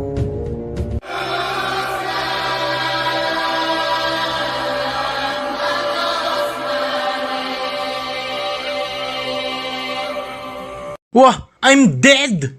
Instantly! Are you serious? I am the first to die? That is bullshit! Whoever hit that snipe must be feeling pretty smug right now. Not gonna lie, that was pretty insane. Of course, the classic stand in front of the wall and get shot by the archers. Peak strategy. And here are the enemy siege engines. They had these towers the entire time and they just used it now? Bruh. Oh, those catapults are actually doing work on that gate. It's getting hammered with catapult fire. Uh-oh, ladies and gentlemen, the siege towers are closing in. This is about to get hectic. Oh! Massive hit by the enemy catapult. Most of the archers are gone. And the ramp is down. Enemy soldiers are gonna start pouring into the ramparts. And the gate is down as well? All at the same time? This is crazy. Whoa, that guy just parkoured down. And he joins the chaos at the front gates. What a madman. Oh, this is disgusting. It's absolute chaos down here, ladies and gentlemen. Let's see how the left wall is doing. It's still alive and fighting back, but numbers are slowly dwindling. Alright, we're back from the dead. Time to become useless once more. The numbers are looking good at the moment, but the tide of battle can easily be turned around. Much more so since the gate is wide open. That is very worrisome. But no matter, we shall make a beautiful comeback. Especially now that I'm back alive. They must not break through. Hold them back, man. Not one step back. Oh, 2%? Yes, I dealt damage. 3%. That's a new record. Yes, I helped. I'm no longer useless. Take that. Take this and these and those. He's down, yeah. Here's another archer. Oh, well, it was fun while it lasted. Oh, this part of the wall actually held strong. Awesome. Though the enemy is not giving up just yet. Here comes the second wave, ladies and gentlemen. Oh, look at this. From an organized formation into an incoherent mess in just a few seconds. This is peak medieval battle indeed. Let's see how the other side is doing. They're still holding on. It's actually quite impressive how they haven't been wiped out yet. Here we are, ladies and gentlemen. The enemy's final push. We got this. Oh, we got this victory in the bag. Look at that unit difference. And we still have more troops in reserve.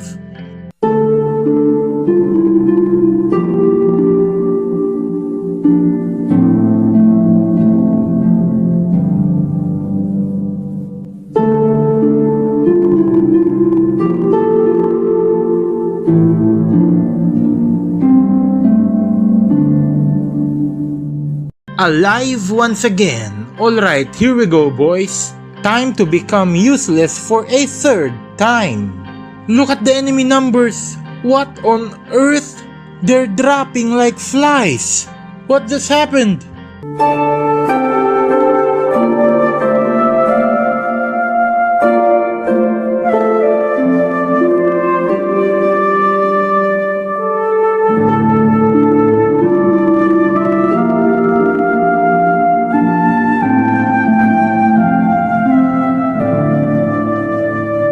And just like that, there's only 4 enemies remaining. Go, men! Charge! Charge the 4 poor people that are probably cowering in fear right now. Yeah! You guys go first. I'm just gonna rest here a little bit.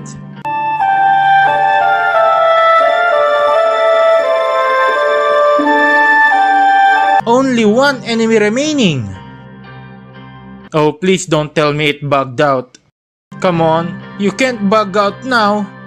Yes, ladies and gentlemen, we have done it! With the death of the final enemy soldier, we have officially won the siege defense. Oh yes! Ooh, look at that, what an absolute massacre that is. That is a devastating loss for them, and a decisive victory for us. Yes, gimme the loot. So much loot that we couldn't even carry it all. And of course, the prisoners for ransom. Amazing. Okay, ladies and gentlemen, I think that's about done it for today. We got to see some of the new things the game has, though the changes aren't a lot. Like literally the only thing new at all that has any significance to the main gameplay is the new and improved city, castle, and village maps. That's it. And you'll only appreciate them if you would actually participate in the fighting. But if you are gonna be auto-battling, then the new battle maps are quite insignificant. You know, for an update that put the game from version 1.9.5 into version 2.0, it's quite underwhelming.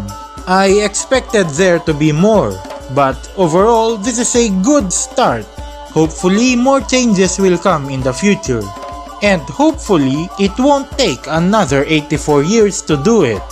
And so, ladies and gentlemen, this is the end of this video. I know that you guys have been spamming in the comment section telling me to play the new update. So here you are. I hope that you all enjoyed it.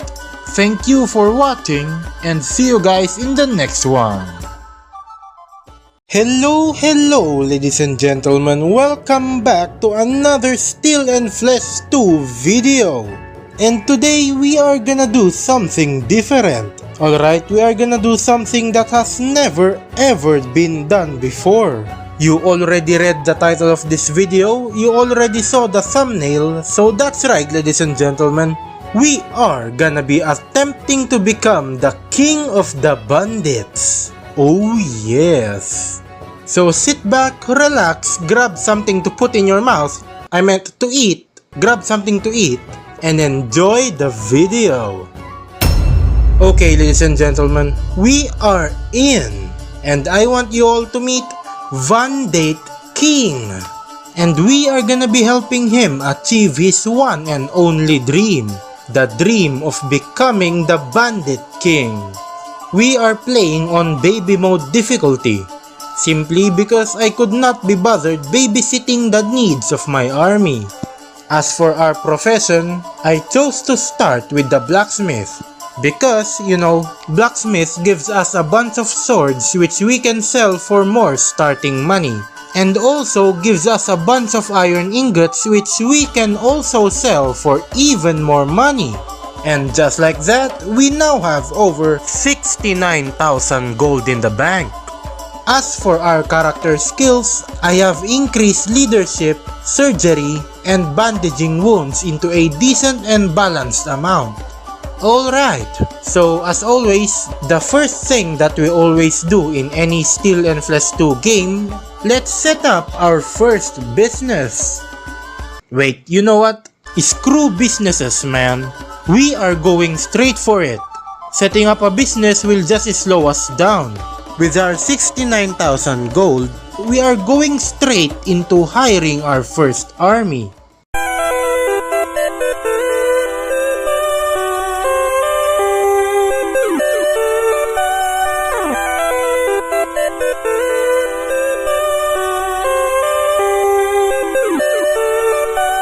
We have to make sure that all of the money goes into hiring as many soldiers as we can to increase our chances of winning our first battle.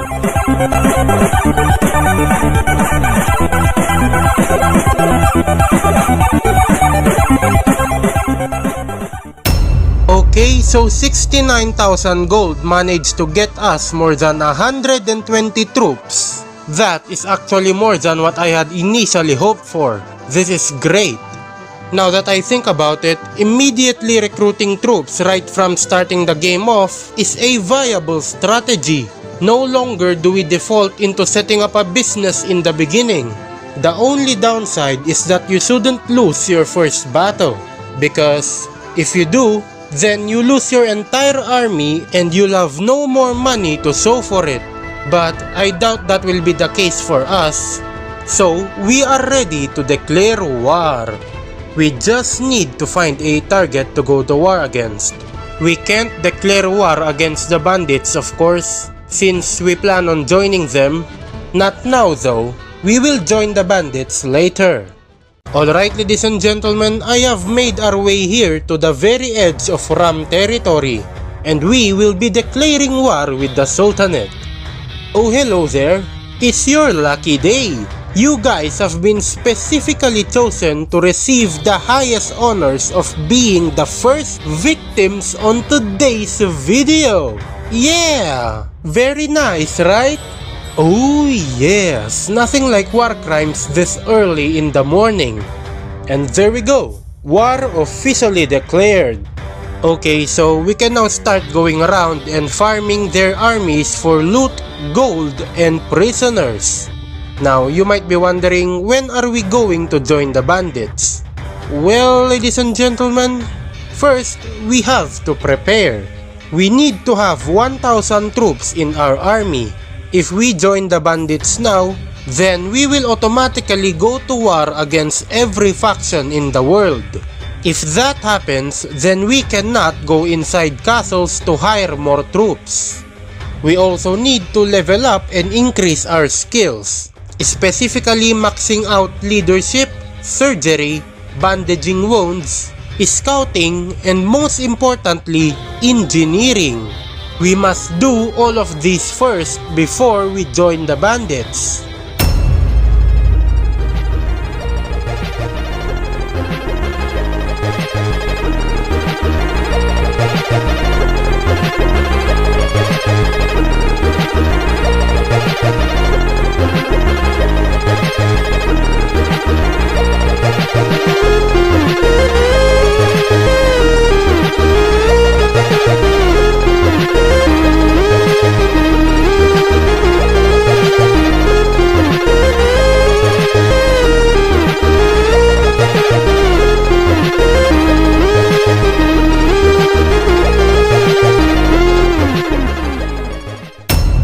Alright, we have earned enough gold to buy our very own siege weapon.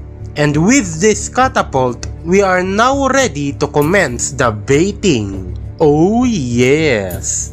Baiting, ladies and gentlemen, is the dishonorable act of initiating a fake siege on an enemy castle. And when the enemy lords approach the castle in hopes of defending it, immediately break the siege and intercept to fight them on the open field. This method is indeed a very cheesy strategy and will help immensely into farming the enemy for their precious loot and prisoners. Because why chase the enemy around when you can just have them come to you? In contrast to baiting, I'm gonna show you a new war tactic that I have come up with. I call this one stalling. You see, Acre over here is currently being besieged by the Jin dynasty. Now, I have already declared war with the Jin dynasty, so I can personally join the battle and help defend Acre for massive amounts of loot and experience. But there is one slight issue. There are significantly more enemy troops than the Ayyubids plus my army combined. The Ayyubids are still going to lose even if I join the fighting. But if I don't join the battle, then we will miss out on this very juicy motherlode of loot and experience. So what do we do? Well, ladies and gentlemen, this is where stalling comes into play. Basically, all we have to do is to join the battle, pick auto battle, then press this arrow one time. After that, go back and cancel the fight. This action will break whatever battle you joined in, causing the NPCs to reset their positions, but most importantly, it will reset the siege. As you can see here, the Jin dynasty is once again doing preparations to siege Acre, despite them already finished doing so earlier. Stalling sieges like this will buy us more time to recruit more soldiers, and will also buy the Ayyubids more time to send reinforcements to Acre. And just like that, ladies and gentlemen, by stalling, there are now more Ayyubid defenders that made it into Acre, as well as we now have more troops to help defend it. Okay, it's been a while, but we now have 1,000 troops in the army, as well as leveled up all of the essential skills we need. So now, we are ready to join the bandits. Here we go, pledge oath, and we are now officially part of the bandits. Now, the reason we did all of this preparation is because the moment we join the bandits, that is the time we are going to capture our first castle. And what better castle to capture than Konya? My beloved Konya. We are gonna be baiting and deal with the enemy lords first before we actually attack the castle, because they could be a problem if they actually defend it. There we go, he's done for. Thank you for your loot. And another one bites the dust. Thank you again for your loot. No one else seems to be coming. I hope that's all of them. Just a little more. And there we go. A little bit of auto battle here, and we have now captured Konya, ladies and gentlemen. That is amazing. Now that we, the bandits, have a castle under our control, we now have a safe place to go back to. We can sell our loot here, we can hire soldiers here, we can buy stuff, as well as buy land, and even start a business if we want to. Konya is now under bandit control, and we must make sure it remains that way.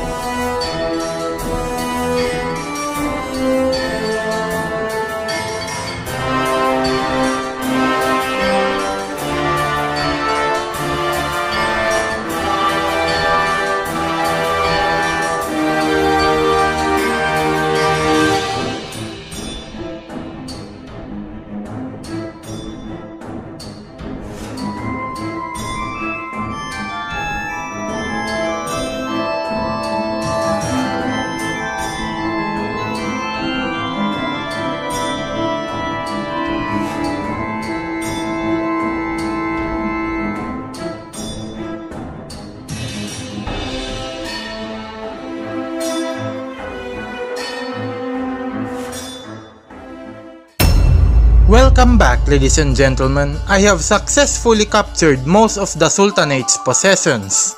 They only have a few things left down here in the south, but soon they will be eliminated off the world. Slowly but surely, our bandit empire is growing. I have also left 100 troops in each castle as a deterrent, just in case any of our enemies have any funny ideas. Anyway, our game plan is to just continue expanding. I'm going to continue southwest and try to eliminate the Ayubids of the game. If we take this corner of the map, then we don't have to worry about attacks from our backside. Then after that, we expand northwards, taking on the Byzantines, France, and the HRE. Or what's left of it. What comes after that? I don't know. We will see, ladies and gentlemen.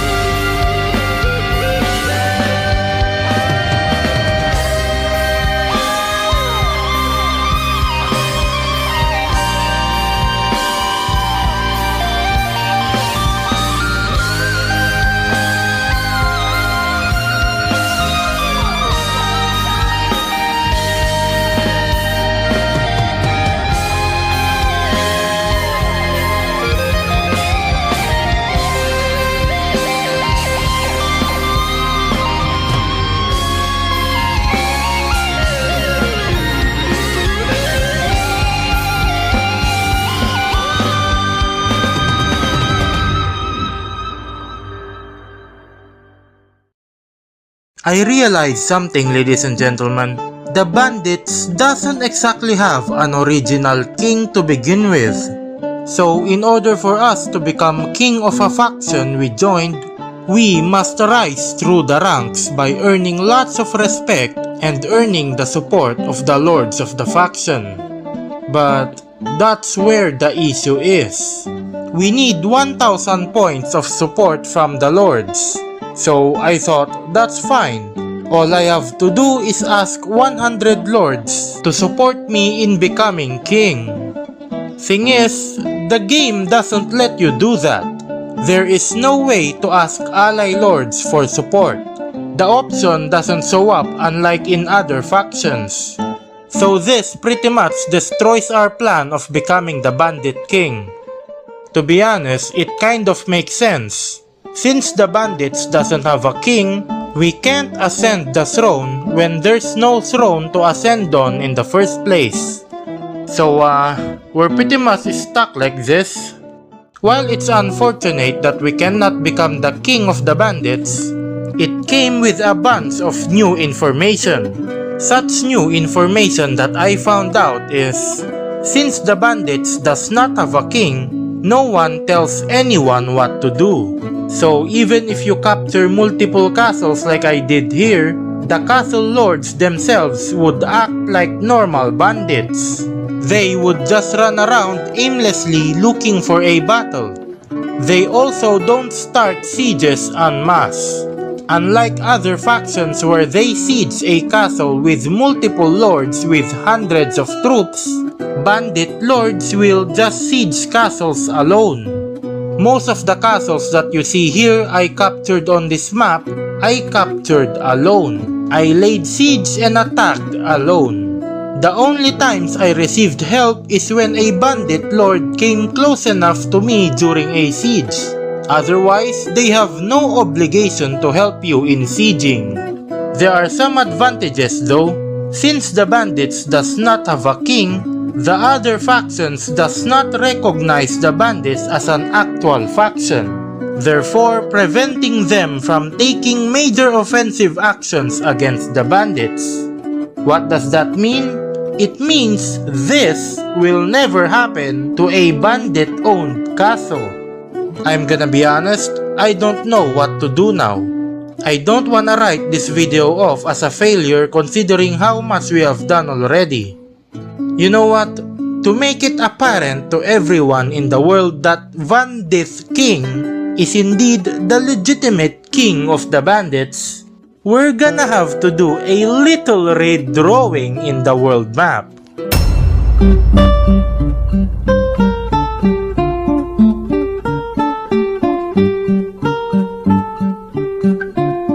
Oh yes, here we are, ladies and gentlemen. That's more like it. All it took was just a few hours of redrawing borders on the map. In fact, we removed the borders. The map is now just one huge empire filled with criminals and outlaws. Amazing! If this doesn't make me the Bandit King, then I don't know what will. Anyway, ladies and gentlemen, this is the end of this video. Was the video a success? I don't know. You guys decide. I really hope that you all enjoyed this video. I thank you all for watching and see you guys in the next one. Hello, ladies and gentlemen. Welcome back to Iron and Meat the Second. Today, I am not gonna be playing Steel and Flesh 2. I know, it's shocking, isn't it? Instead, each and every one of my actions in the game will be directly influenced by one artificial entity.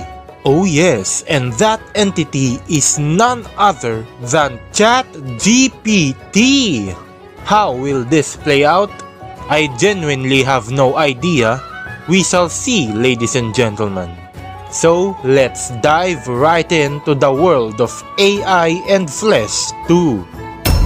First order of business, we need to create our character. And for that, we shall be hearing what our AI overlord says about this. Welcome to ChatGPT, ladies and gentlemen. I already went ahead with an input to try and give the AI an idea of what we are gonna be doing, as well as give it an idea of what Steel and Flesh 2 is all about. So we need to create our character. Let's have the AI choose our character background.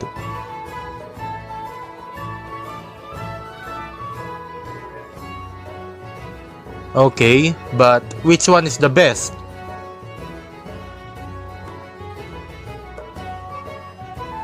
Okay, ladies and gentlemen, there we go. Demoted Soldier. The AI Overlord has spoken, and so we shall obey. Time for the skill point distribution.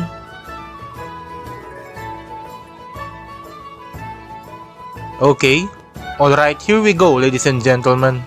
So, 2 points in power and 1 point on everything else. 2 points in power, 1 point in agility, intelligence, charisma, and diligence. Amazing! I'm just going to distribute these stats myself. If I ask the AI about them one by one, then we're gonna be here all day. Here we are into the wonderful world of Steel and Flesh 2.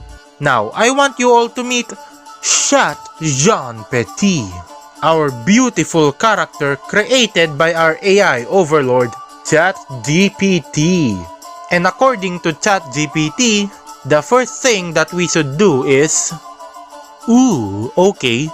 This is actually pretty solid. Recruit troops, trade, fight bandits, upgrade our personal gear, and explore. Okay, we got our game plan, ladies and gentlemen. Recruit 30 troops. Alright, done. Buy goods for trade. Also done. We're gonna need an advisor for this. And then, fight bandits along the way. A very basic and standard way of playing. I like it. I'm honestly surprised the AI is making sense and is still relevant to the topic. Not gonna lie, I expected the AI to break off the subject on the third input. Things are going great so far. I will consult ChatGPT again after we have earned up like 100,000 gold and at least recruited 100 troops.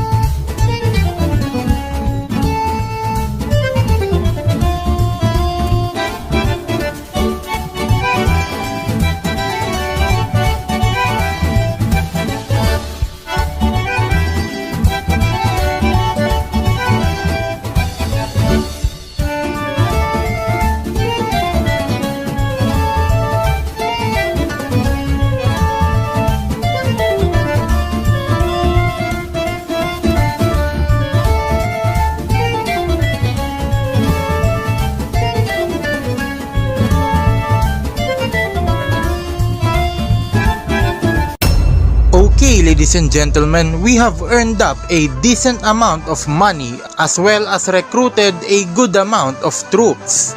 time to once again ask ChatGPT about our next step. Okay, here we go.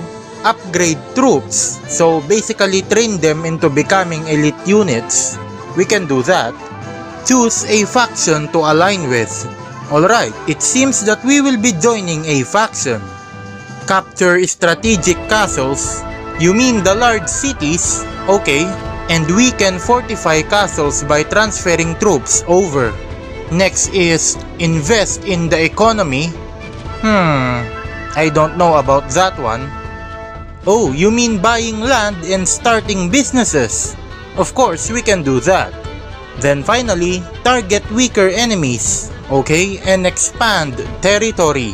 Cool, this is great. The AI told us to join a kingdom though, so we have to ask it again on which kingdom should we join. Okay, 3 options. I need a specific one though. Oh wait, here we go ladies and gentlemen. Given your position as a demoted soldier with a growing army and blah blah blah blah blah Mongol Empire. Alright, so we will be joining the Mongols. Okay, we got everything we need. Join the Mongols. Train or upgrade troops. Of course, we also need to upgrade our own gear, capture large castles and reinforce them, buy land or set up businesses, then target the weaker factions and expand territory. Amazing! Here we go, pledge alliance, and we are now officially part of the Mongol Empire. Before we can help expand Mongol territories, we're gonna need to max out our leadership skill first, so we can have 1,000 troops in our army. We also need to earn a lot of gold so that we can buy lots of land for a steady passive income, just like the AI intended. Alright ladies and gentlemen, welcome back. I went on a recruitment spree and on a leveling spree. As you can see in our skills, I have maxed out the leadership skill. I'm still working on maxing out the engineering skill as well as maxing out surgery and bandaging wounds.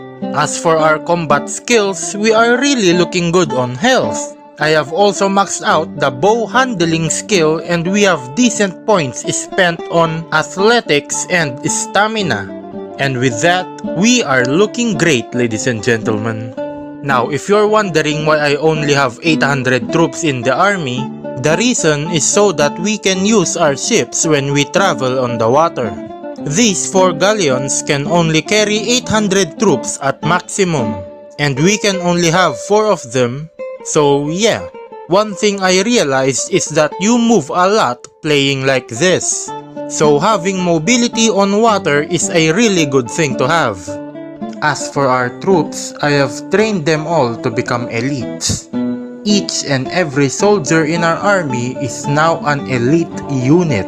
So that's awesome. We are currently making our way towards Castle Sigadsuk to defend it since it's being besieged by the Ayubids, and we could earn a lot of loot and experience from this.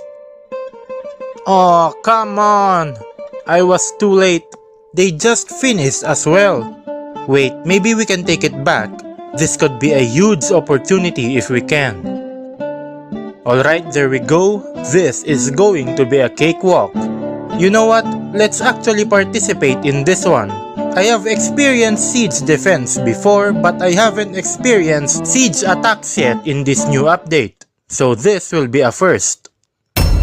And we are in, ladies and gentlemen.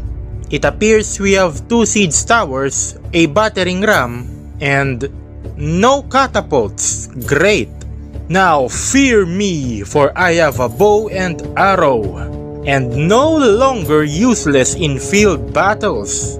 I have a weapon that is the medieval equivalent of a modern day gun.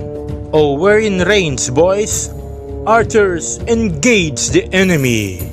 We're doing damage. We're actually doing damage. Alright, got 1 confirmed kill. Who's next? Oh damn, that's a lot of damage. And another one falls to my arrows. And another. We're on a roll, ladies and gentlemen.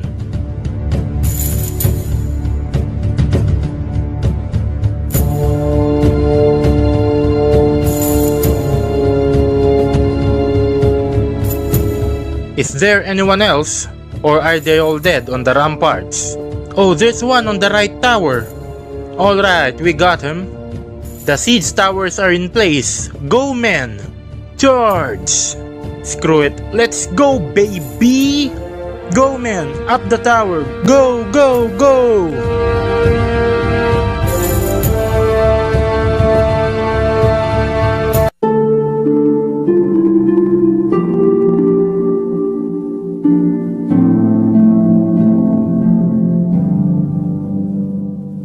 Whoa! The enemies have fly hacks! That's unfair!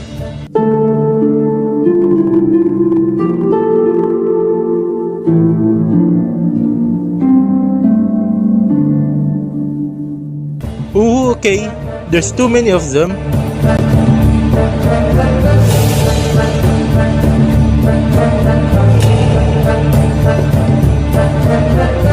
Alright boys, I'm going in. Oh, this is a great spot to be in. I can snipe enemies from here. There's an enemy close, boys. Oh, he's done for. And down he goes. What is that guy doing?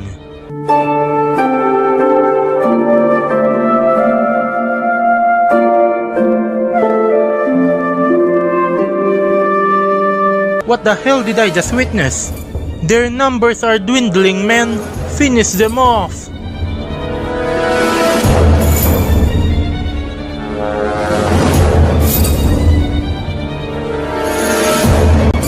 Yeah, baby! The castle is ours. Thank you, Ayubids, for your loot. Okay, that was fun. Alright, next thing we need to do is to invest in the economy.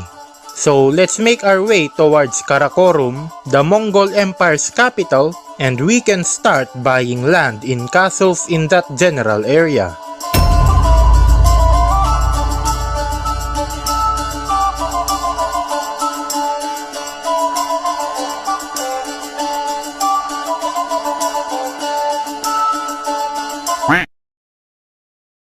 And that's it. That's all of our money. What did you all expect? Land is expensive. I'm gonna continue buying land up until it's enough to support our massive army. But until we get more money to do that, we'll have to make do with what we have.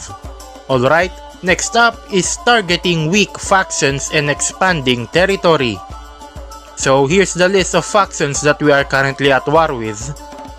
And judging by the world map, the HRE is the weakest faction on the list. So we could do a campaign there, but right next to them is the Byzantines, which we are also at war with.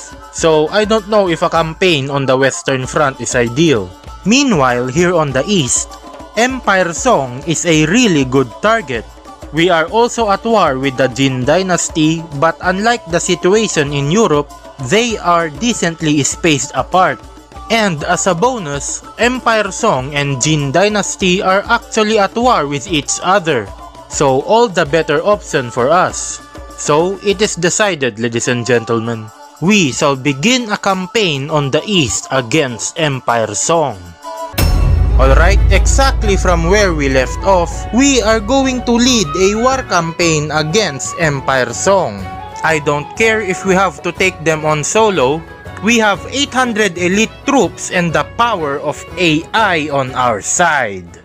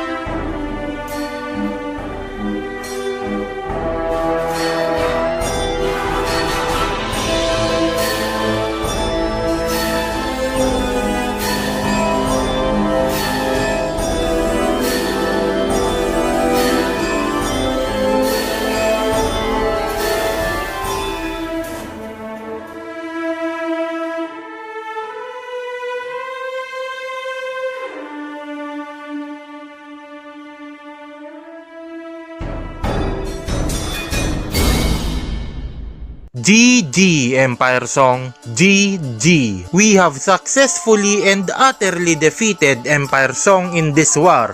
Their territories have been reduced to the point where they no longer pose a significant threat here in the east. Amazing. Now let's set our eyes towards the Jin Dynasty. The Jin Dynasty is the only enemy remaining we have here in the Eastern Front. We take them out of the world map, then the Mongol Empire can refocus war efforts on the west and the north. So, a war campaign against the Jin Dynasty we go.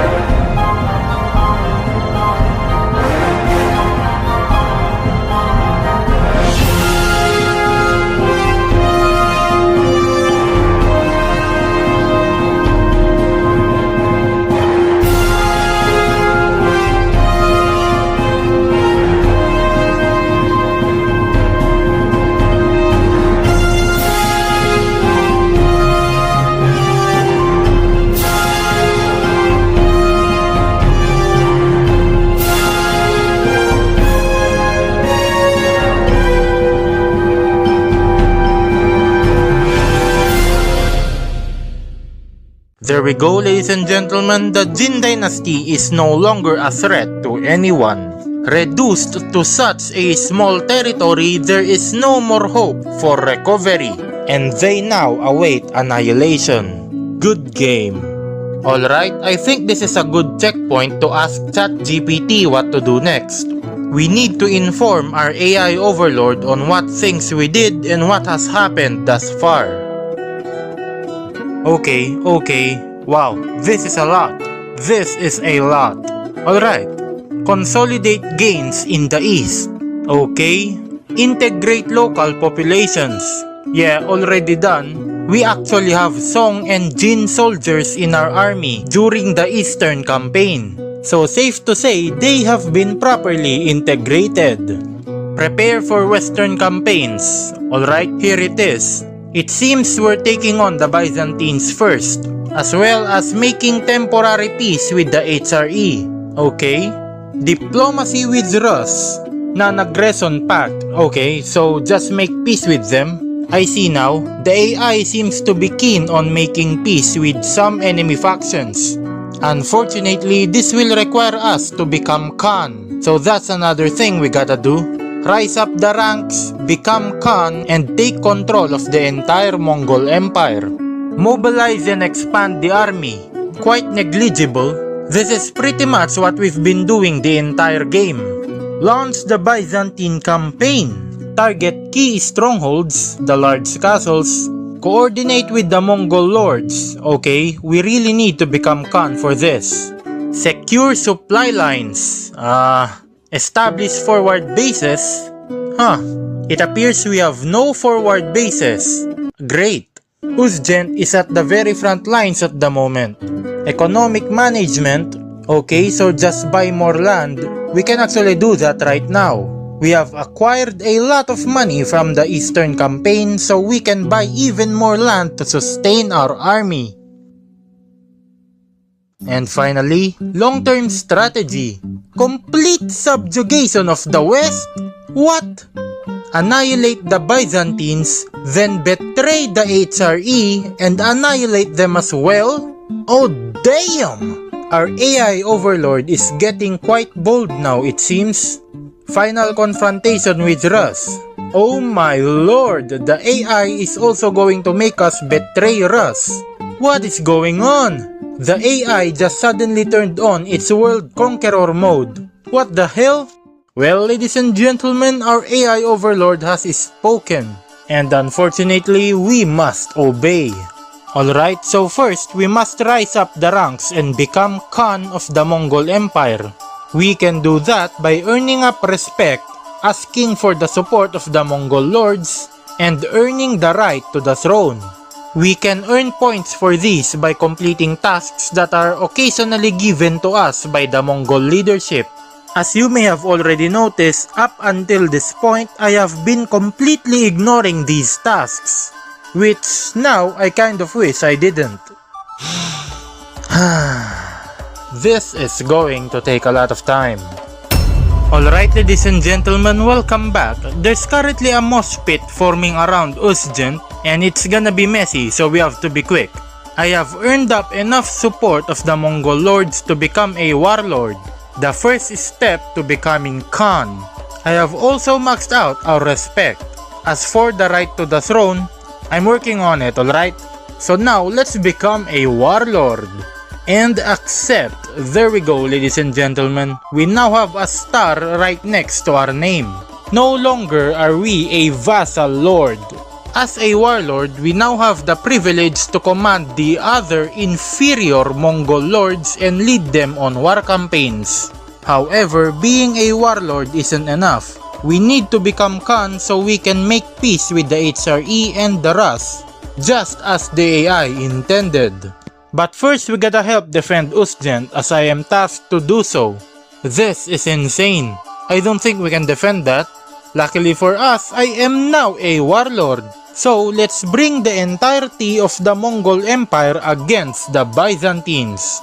We just have to wait a while for them to arrive.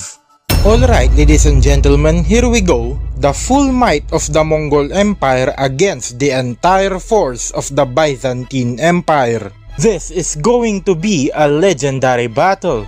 I seem to be inside one of the towers. I don't know if this is a safe place. Look at them. I imagine they have every siege weapon there is. So this will be a very hectic battle. I'm gonna go down. Contact! We're in range, man! Make it rain arrows!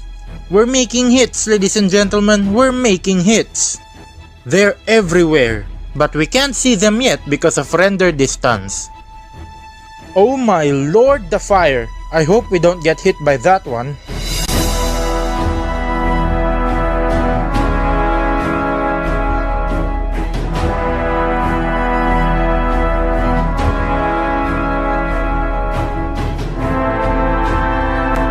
Ow, ow, ow, ow! Why am I being targeted?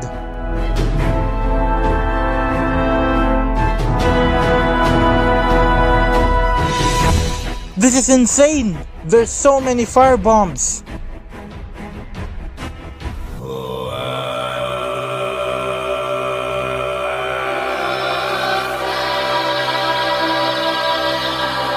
Ay ay ay! Oh my god, that was close! Oh no, they're all dead! There's no more archers here! We keep on fighting, boys, even if we are the last archer remaining on this wall! Oh, woo! Heh, dodged it. They're on the walls! They're on the walls! Jesus Christ, why is there so much fire? What's going on?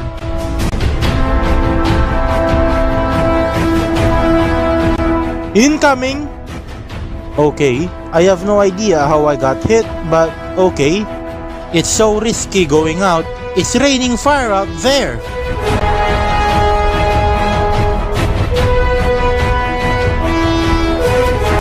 Ay, ay! Ow! Ow! I'm burning! I am at low health. What the hell?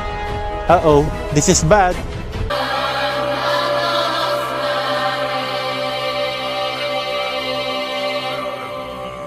Ow! That was a direct hit. I swear the AI has aimbot because that was bullshit.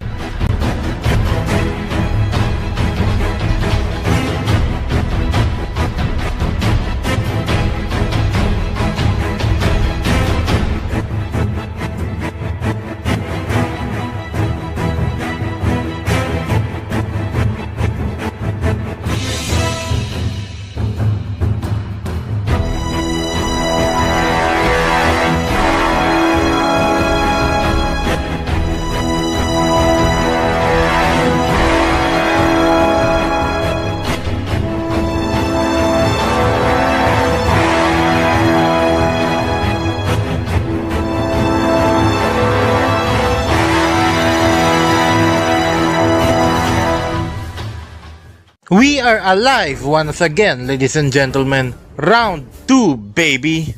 Let's get back up on the walls. We have to prevent them from breaking through. This is a good position right here. Ooh, that's a lot of damage. Next one.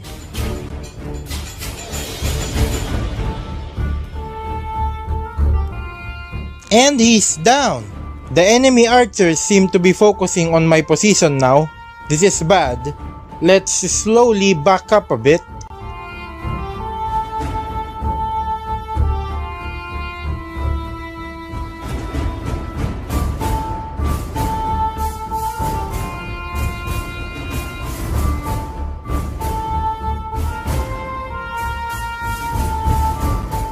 Ooh, that must have hurt. Well, of course it hurt because he's dead.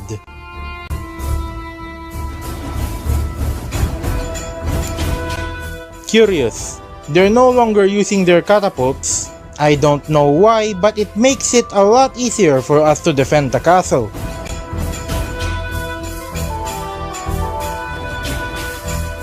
Ow, ow, ow! Why are they aimbotting me all of a sudden?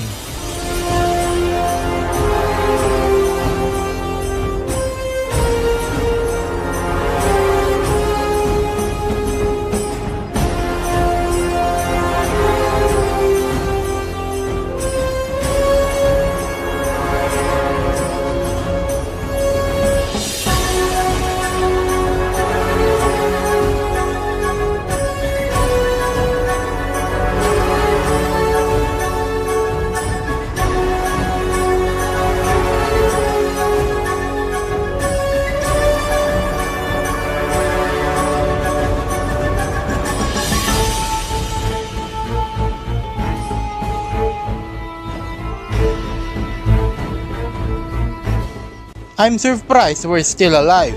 Health is slowly deteriorating, but still alive.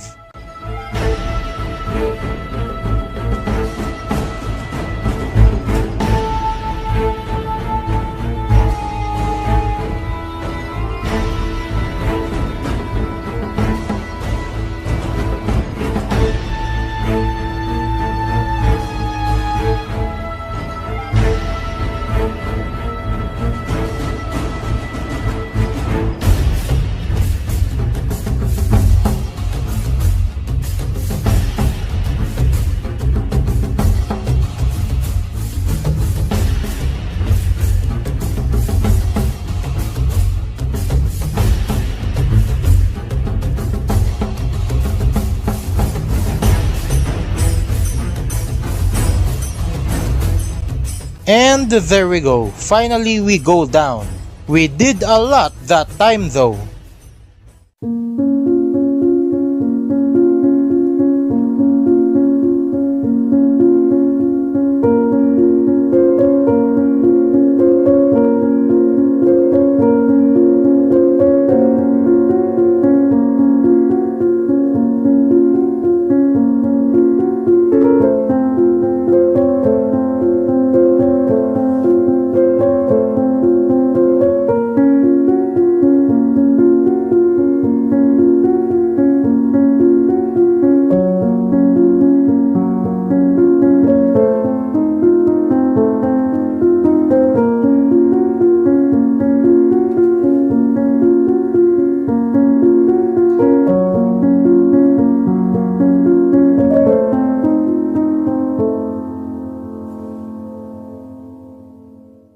Alright, ladies and gentlemen, third time's the charm. Basing on the current numbers alone, we are definitely going to win this. But let's try and get as many kills as we can before the siege ends. This spot seems to be really good. It's where I died earlier, but it's still good. What? Excuse me? Sir, this is my spot. Stupid piece of shit.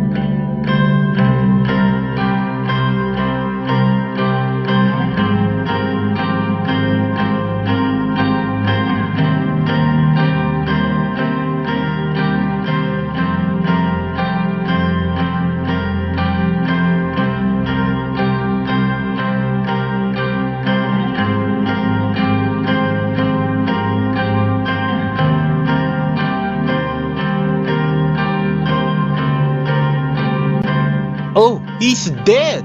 That's karma, stupid! I am one hit from dying, so let's make it count, boys.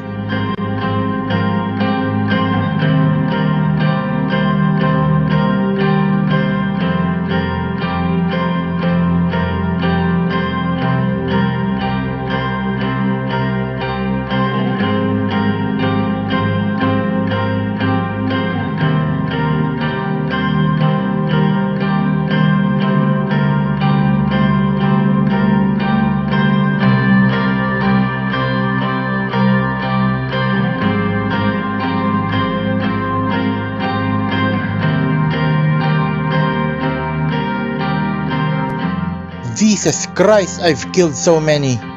Most importantly, how am I still alive?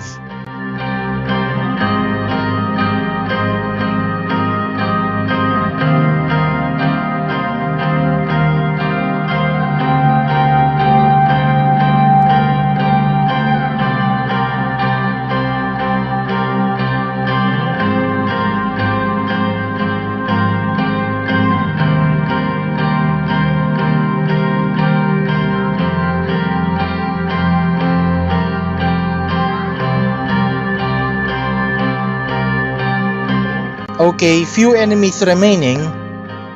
That was insane, ladies and gentlemen. And there we go, we have officially won the siege defense. Not gonna lie, I wasn't expecting to live through that, especially when I was down to just a trickle of health. Anyway, GG's, what an amazing battle that was. Alright, let's get back into it. Let us now become Khan of the Mongol Empire. Oh my god! We need to earn the right to the throne in order to become Khan of the Mongol Empire. We can do that by asking other Mongol lords to support us in ascending the throne. Thing is, that is made easier since we have the ability to literally call upon every Mongol lord to our location. So, instead of going around chasing the other lords just to ask for their support, why not just call them to where you are? Oh, this is absolutely a game design flaw. A flaw that we are surely going to abuse. And there we go, ladies and gentlemen. Just like that, we have earned enough right to the throne to become Khan. So let's do it. It is done. We are officially the Khan of the Mongol Empire. I'm sorry, Genghis, but I'll take care of things from here. The fact that I became Khan a lot easier than my journey to becoming a warlord is insane. Just goes to show how perfectly balanced Steel and Flesh 2 is. Alright, as our AI overlord wanted, let's make peace with the HRE and the Rus. Okay, now that's done, it is time, ladies and gentlemen. It's time we focus our war efforts towards the Byzantine Empire and annihilate them off the world map, just as ChatGPT intended.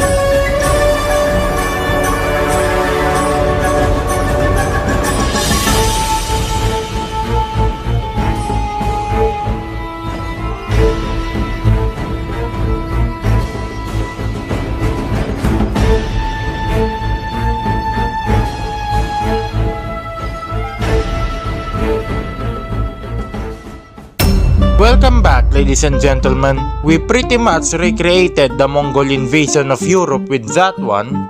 The Byzantine Empire is no longer an empire. Reduced to such a small and fragmented territory, they are no longer a threat to the horde.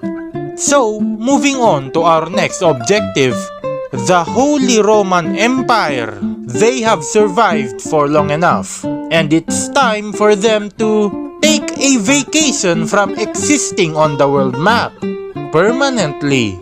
The AI will sit, and so it will be done.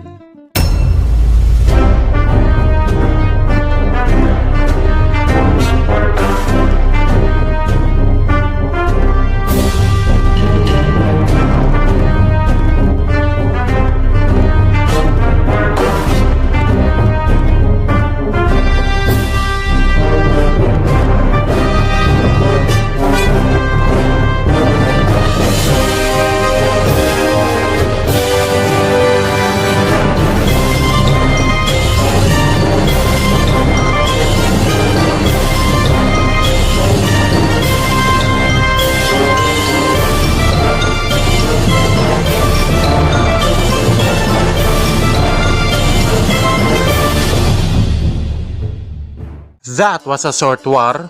Well, what did I expect? They only had like 6 or 7 castles. Anyway, we have successfully won the war against the Holy Roman Empire. No longer are they a threat to anyone. With the defeat of the Byzantine Empire and the Holy Roman Empire, the Mongol horde has successfully completely subjugated threats in Europe. Now, it's time for us to put our attention towards north. The Rus.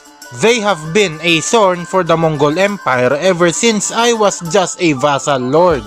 Now that I have become Khan, it's time we put an end to this long, unresolved rivalry. Through war! The AI overlord will sit, and it will be done!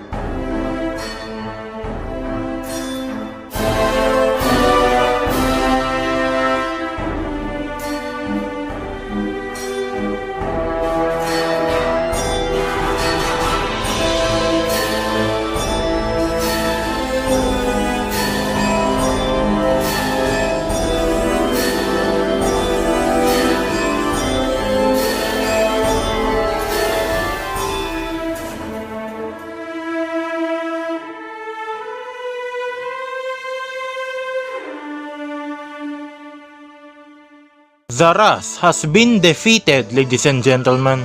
No longer are they a significant power in the world.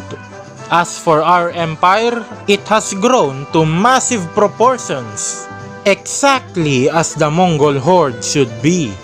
With the defeat of the Rust, we have done everything our AI overlord has asked us to do. So it's time to once again ask it on what to do next. When will it end, ladies and gentlemen? When will it end?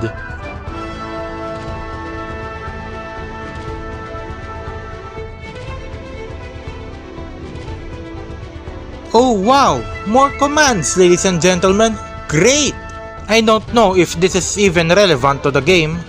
Legacy and succession, well, there is a courtship skill in the game, but that's not even a thing yet. Oh, wait, here we go. Given your significant achievements and the stable state of your empire, retiring your character is a fitting and honorable conclusion. Oh yes, ladies and gentlemen!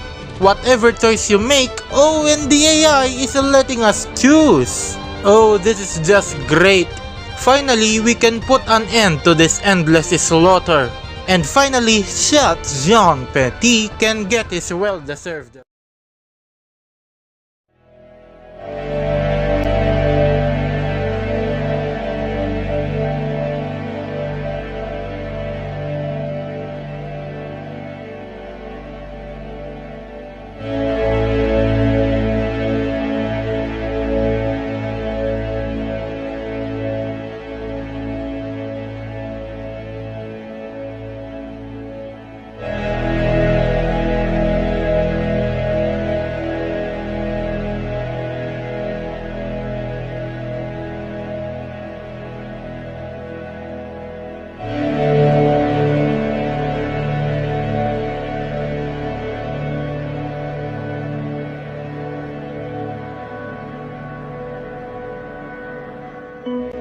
Free at last from the hands of his AI overlord, Chat Jean Petit retreats back to Karakorum, the Mongolian capital. On his way, he thought back about his achievements and the legacy he has created. From a lowly Frenchman turned to Khan of the Mongol Empire. He thought about the peace he has secured, the territories he has annexed, the enemies he has defeated, the riches he has earned, and the soldiers whom he has been fighting alongside of for 90% of the entire game. Thanks to him, the Mongol Empire has seen its greatest extent, spanning from one side of the continent all the way to the other. The legend of Chat Jean Petit will never be forgotten, and he will be remembered for the rest of time.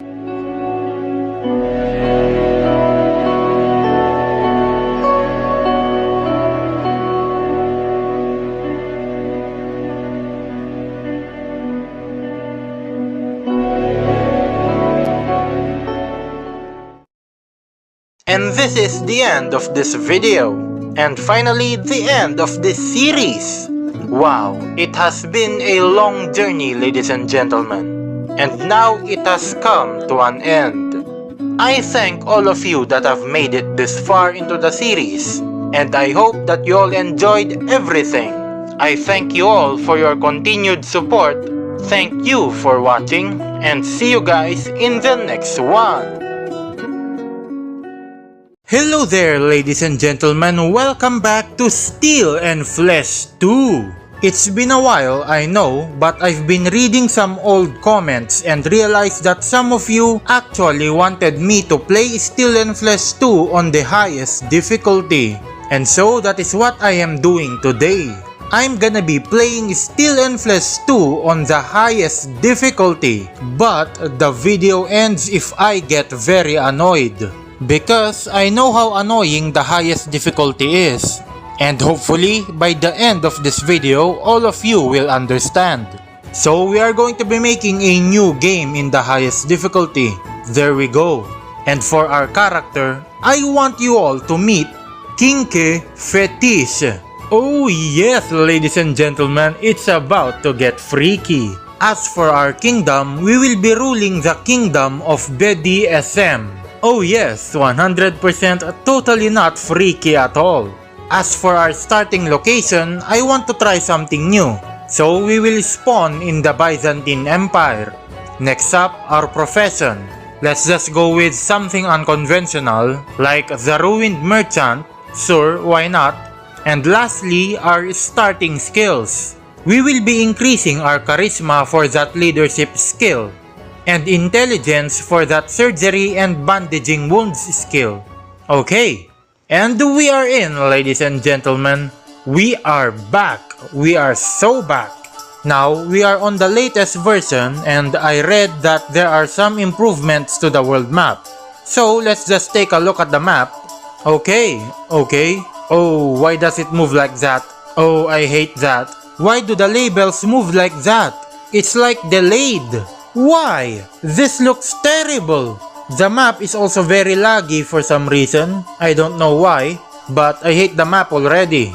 I guess we're not gonna be using the map very often. Let's go over to mainland Europe. Things are a lot more accessible over there.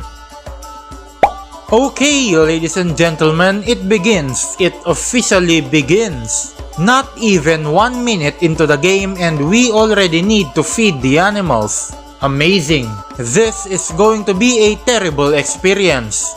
Alright, first things first, let's get ourselves some soldiers. Get some recruits. Sure. What? I can't recruit regular archers? These are just basic units. Oh, probably because they are level 3 and I'm only level 1. Okay, that sucks. I guess we are stuck to hiring recruits at this level. Let's buy some food. Why are they so expensive? This is robbery. Even food for the animals are too expensive. I hate this already. But it's fine. We are fine because I am patient. I am a very patient man. I'm not annoyed. I am not annoyed. Yet. Since recruit is the only thing we can hire, we have to resort to unconventional ways to gain experience. Because there is no way an army of farmers can win a battle. But for now, let's get ourselves like maybe 100 recruits. 100 recruits should be enough. It's a good thing that recruits only costs 5 gold. They are really cheap. Alright, we now have over 100 troops in our army. As you can see here, they are all recruits, which is very bad. So we will need some help if we want to win battles for experience. Luckily for us, ladies and gentlemen, I have an idea. Okay, so how are we going to get experience? Well, first, let's check the current political situation. The Byzantine empires are at war with Rome and the Holy Roman Empire. Okay, now we need to declare war on the HRE somehow. Yes, a village. We can just attack this village, auto battle, then press one arrow and exit the battle. There we go, war declared. And now we have to find Byzantine armies and stick with them. Wait, is that a siege? Oh yes, ladies and gentlemen, here we go. Basically, in order to get experience, we need to join other armies in their battles. Fortunately for us, there's a siege we can join right here. We outnumber the enemy 2 to 1. This should be an easy win. Yep, yeah, there we go. We won our first battle, ladies and gentlemen. That's amazing. And here it is. Wow, up to level 6. We gained 5 levels from that one battle. That's insane. So yeah, this is exactly how we are gonna be gaining experience in the early game. What? Deserters? Fighting spirit is low. Oh right, we have to maintain that one as well. What is it at right now? Oh, okay. Unfortunately, we can't do anything about it because we are poor. We are also low on stamina. Hang on, there's a siege here. Okay, that's very convenient, I guess. Why do I keep losing fighting spirit? It's already at 0. Alright, another easy win and that is another level for us. Great, now up to level 7. Very nice. Okay, let's go sell the loot we got and we can probably recruit better soldiers now. Yeah, alright, there we go. We can't recruit expert and elite troops yet, But we can hire regular military troops now, which is great news. And here's another siege, very nice. And another desertion! Oh my lord, 15! 15 troops deserted! This is AIDS, this is absolute AIDS. What am I supposed to do? There's nothing I can do to increase fighting spirit. This is just terrible. Okay, there we go, another win for us. Unfortunately, we didn't get anything from that battle, not even a piece of loot. Alright, fine, I'll wait. I'll just stay here and recover stamina and very slowly recover fighting spirit. Wow, amazing. 10 out of 10 gameplay right here, ladies and gentlemen. This is the third time! This is insane! It hasn't even been 20 minutes since I started playing the game. And we are already on our third desertion. But it's okay, because I am patient. I am very patient, okay? I am a patient person. Screw it, I cannot stay here any longer, else more troops will leave. We have to move. Okay, I can actually help defend this castle. It's under attack by the HRE. Oh yeah, that is an easy auto fight for us. And there we go, another victory. We are now up to level 8. At least our levels are doing fine. Anything else though, really terrible. Let's see what's going on here in Anatolia. Oh, Izmir is under siege. Oh right, I need to declare war with the Sultanate first. Oh well, wait, why can't I move? Hello? Let me move! Okay, there we go. Amazing update guys, 100% totally bug-free update. I need a way to declare any kind of war. Okay, this village will do. Let's just auto battle and now we have ourselves a village. Oh, and a level up. Alright, now up to level 9. Since we have a village, we are now technically a king of our own state. And since we're the king, we can just declare war on the Sultanate of Ram. There we go. Oh look, a free village! With the help of the Byzantine army, that's another victory and easy loot. We have to buy more food again, else the army starves. This is getting very repetitive. Ooh, a siege! We might be able to steal this castle from the Byzantines. I can only hope. Okay, we aren't able to steal it, but that's fine. We still got experience from that. Oh, they're also sieging this one. I might be able to steal this castle. Let's pray we steal it from them.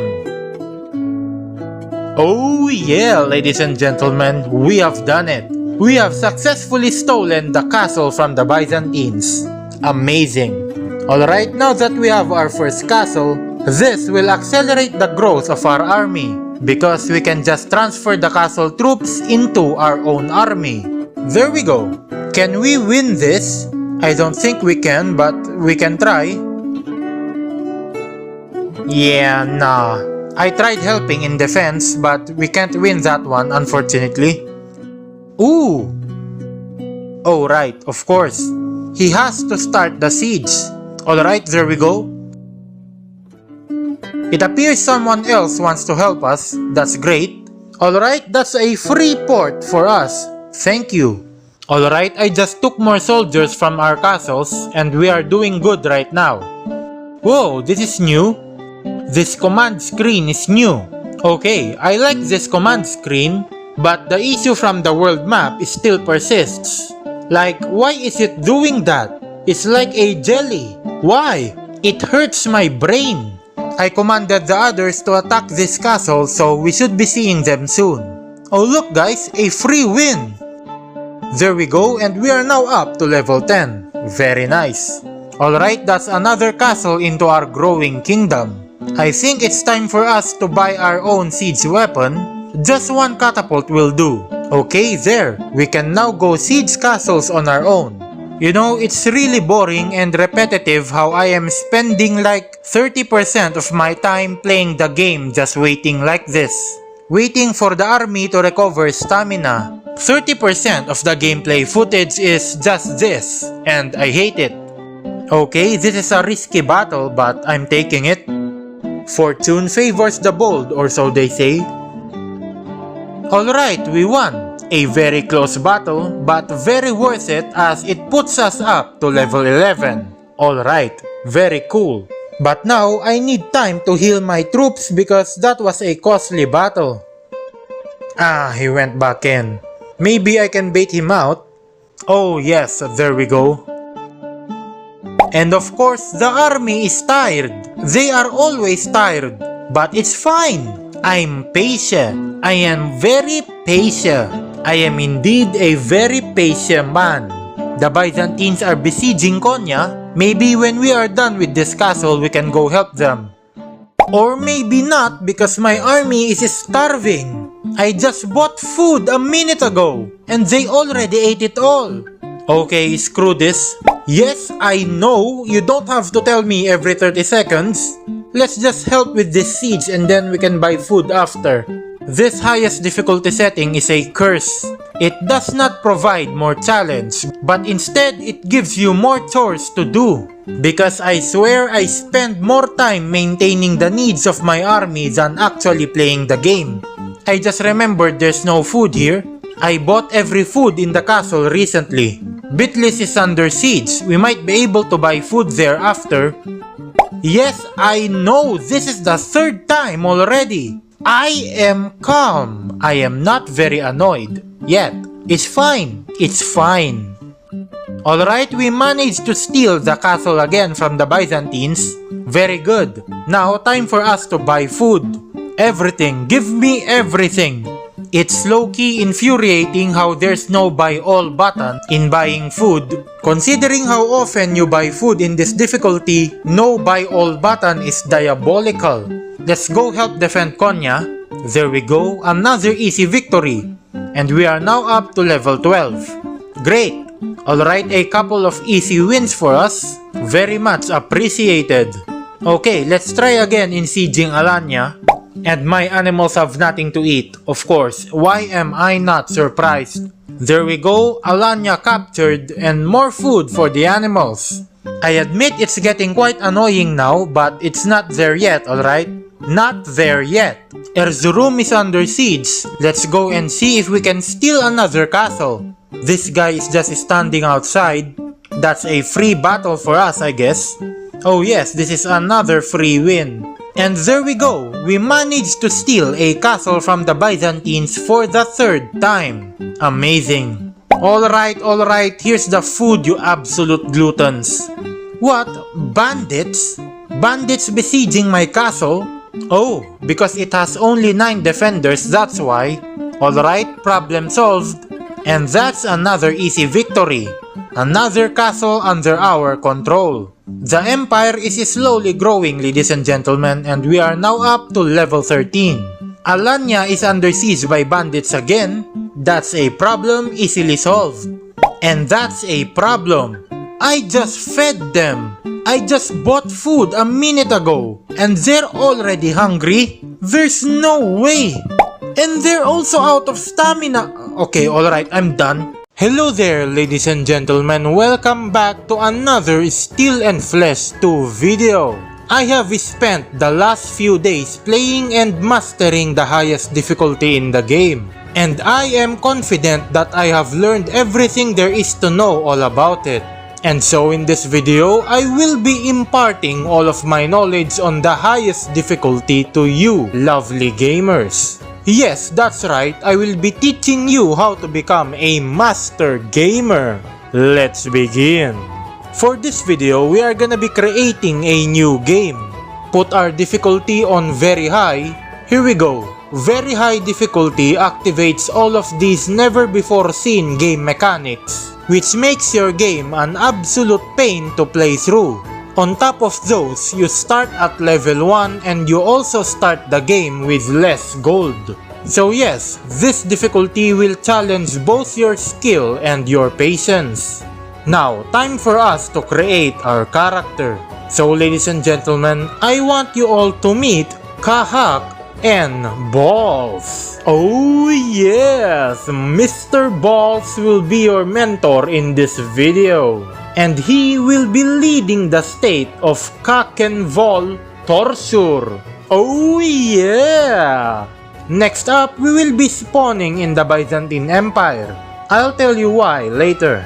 Now, for our starting profession, this one is very important. On very high difficulty, blacksmith is no longer the best profession in the game. Instead, the best profession on this difficulty is the shepherd. Lastly is distributing our starting skills. We will be increasing our charisma for that leadership skill and intelligence for the surgery and bandaging wounds skill. As for the other points, you can just distribute them wherever. They don't really matter that much. And we are in, ladies and gentlemen. Now, first, let's check our inventory. Since we have chosen the shepherd profession, the game will start us with a horse mount. And as you can see, the horse mount is very expensive. So yes, you guessed it. We are going to be selling everything for a massive boost to our starting money. Now that we are rich, let's make ourselves poor by starting a business. Let's buy all the necessary materials, buy the animals, and let's start a business here in Constantinople. You can start it anywhere you want. It's just that Constantinople is a centralized location. There we go. We now have a fully functioning barn. And now, we wait. 1 week later. Alright, ladies and gentlemen, we have just received our first paycheck from our business. And yeah, that is a lot of money. Before we start moving, we need food. And this is the reason why the barn needed to be set up first. If our troops are hungry, we can just take food from our barn. Taking food is a lot cheaper than buying them at castles. And as a bonus, all products are high quality. Alright, time for us to hire troops. Since we are only level 1, the troops we are able to hire is very limited. We can only hire recruits at this point in the game. But that's alright. We will need somewhere around 100 recruits.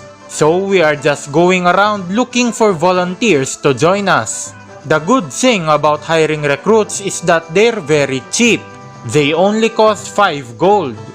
Okay, ladies and gentlemen, we now have over 100 troops in our army. Now, the reason why we chose to spawn in the Byzantine Empire is because of location. If we take a look at the current state of war, we can see that the Byzantine Empire is at war with a lot of factions. But most importantly, they are at war with the Sultanate of Rum and the Holy Roman Empire. The Byzantine Empire will always start the game at war with these two factions.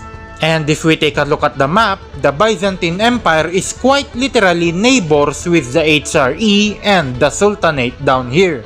Now, we need a way to declare a war against the HRE.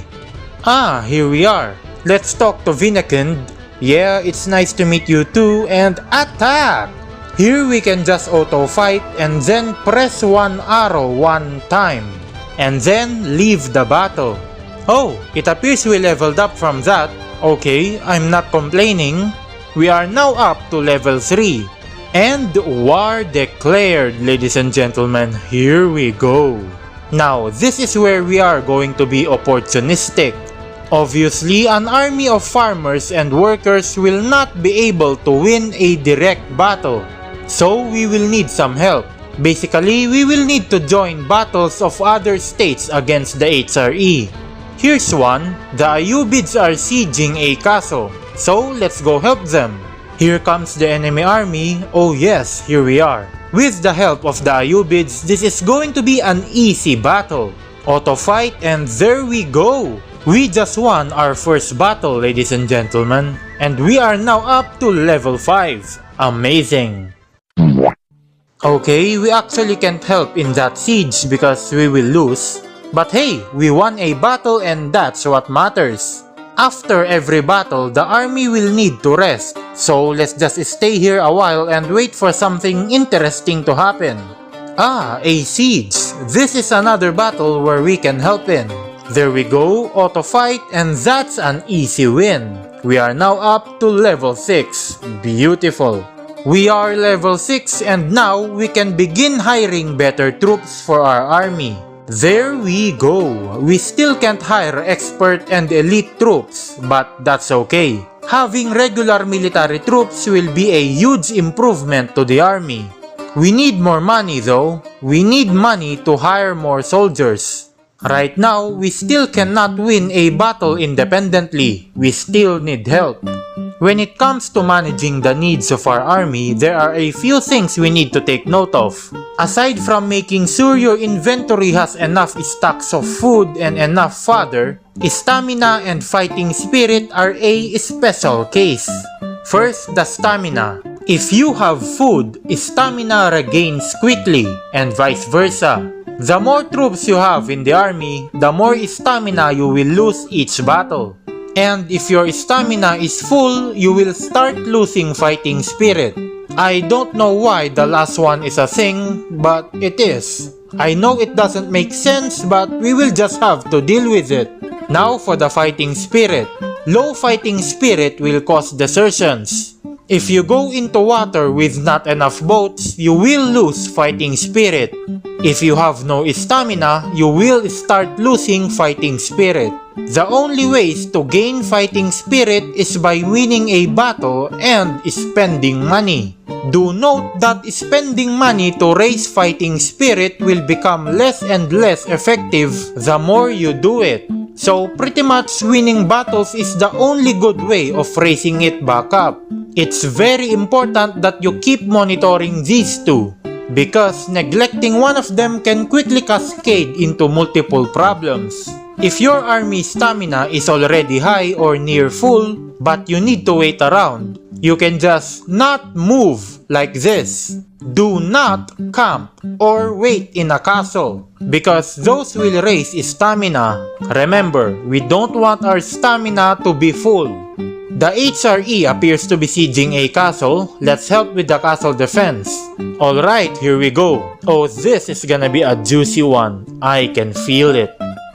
Oh yes, that is some good loot, and we are now up to level 7. Amazing. Slow and steady wins the race, ladies and gentlemen. Let's go back to our barn and take more food. We need to remember that we have a guaranteed food supply in Constantinople. Else we might find ourselves scrambling for food. Regarding our prisoners, recruiting prisoners is very selective in this difficulty. As much as possible, we only want to recruit expert and elite prisoners. As for the other prisoners, we can just sell them to the highest bidder. We lost 40 fighting spirit on recruiting those 4 soldiers, and that's the reason why it's only worth recruiting expert and elite prisoners. Alright, we got another paycheck from our business, so let's go recruit our much needed troops. Now, like I said, the amount of stamina lost each time you move or fight depends on the size of the army. While we need a large army, we don't want to have too much soldiers that will eat a lot of food. Maybe about 200 soldiers is enough, if we have enough gold to hire them, that is. Alright, the gold we had is just enough to put our army to 190 soldiers.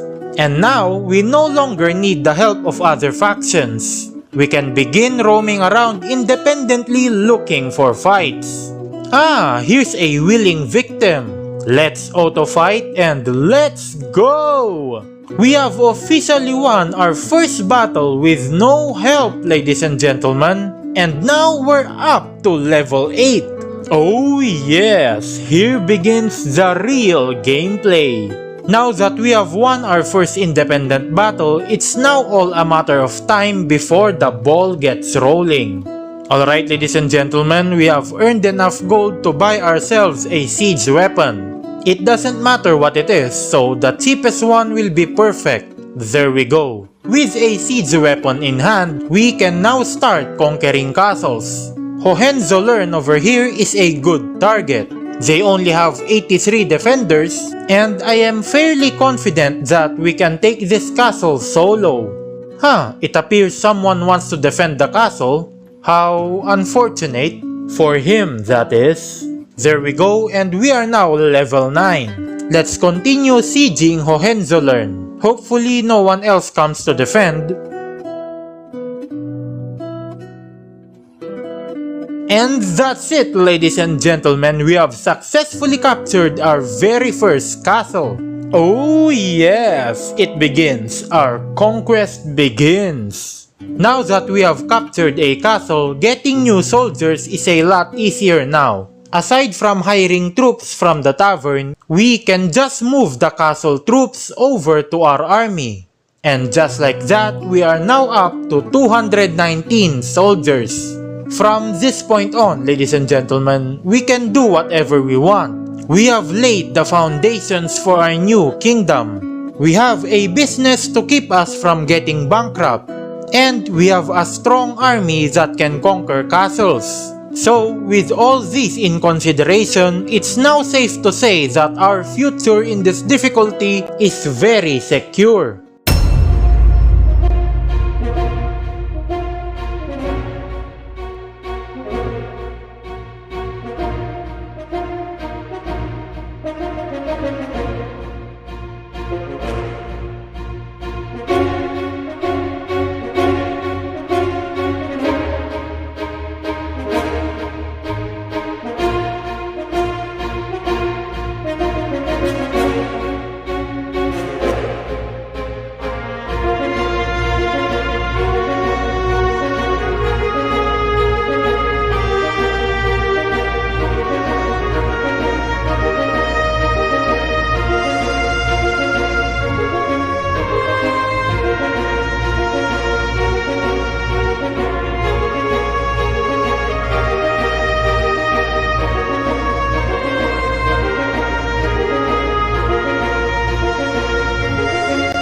You know, it's kinda fun when you get to master the highest difficulty in the game.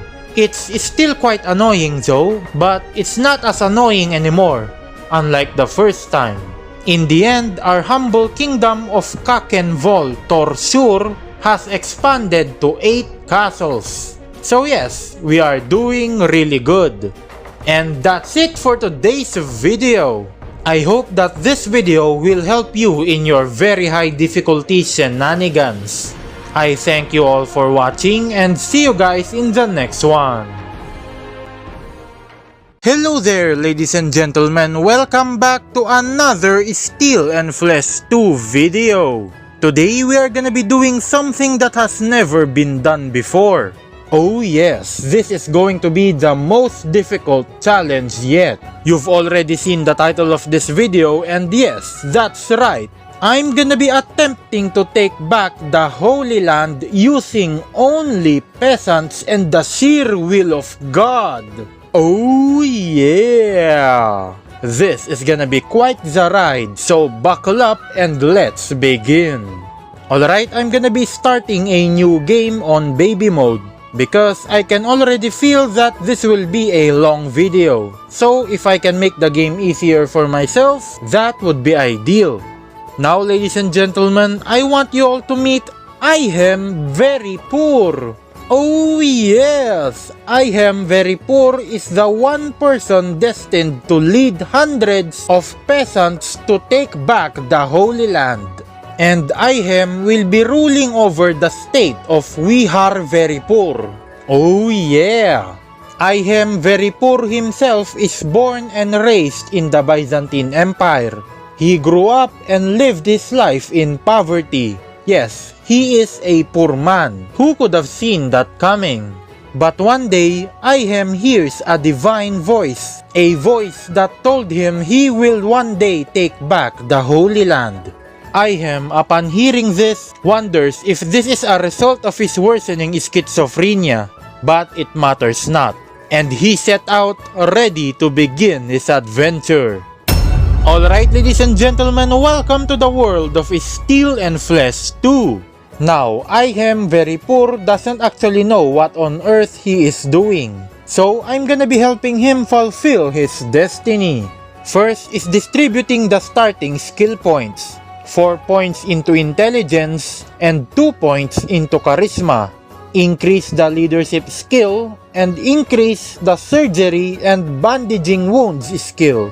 Since he is practically the chosen one, he doesn't feel the need to risk his life in the field of battle. And so, he will be a dedicated peasant doctor in his future army. Okay, this is where our story begins. Starting off in the world of Steel and Flesh 2, I needed money. So, I removed all of my clothing and unequipped my weapon to sell them to the nearest castle. With additional gold in the bank, I set out to gather resources, materials, and animals because I needed a stable source of income. With the necessary things all gathered up, I headed towards Anatolia, specifically Konya. And here in this city, I set up my very first business. A barn complete with the necessary animals and a full set of workers. It is now ready for operation. With a fully functioning barn set up, I am now completely broke and so I waited. 1 week later. After a few days, I have received my first paycheck from my business. And yeah, for a poor man, that is a lot of money. With this money, I decided to once again set out, this time towards the city of Jerusalem, the Christian Holy Land. It is absolutely beautiful as the people have described it, but it is not under Christian control. Soon, that will change. Jerusalem is currently occupied by the Ayyubids, a large faction hailing from Egypt. The city is heavily guarded by a lot of expert and elite warriors. And I realized I will need more than myself to take the city. I retreated for now and I planned ahead. I will need an army of my own if I was to fulfill my destiny. So I went from castle to castle and village to village, gathering and hiring soldiers for my army. Now, unfortunately, I am a poor man. I am a nobody. I am not famous nor I am respected. So, no actual military troops with battle experience wanted to join my cause. However, the peasant volunteers seem to be willing to join me, and for me, that is enough. While this video has its own narrative, this is still a challenge run, and that challenge being, I am only allowed to hire peasant volunteers for my army, and I am not allowed to hire actual military units. I am also not allowed to promote or upgrade my peasant volunteers into military units. My only goal is to capture Jerusalem. With that out of the way, let's continue with the story. I went far and wide all over Europe. I entered every castle I could find. I entered every village I come across, slowly gathering and growing the strength of my army.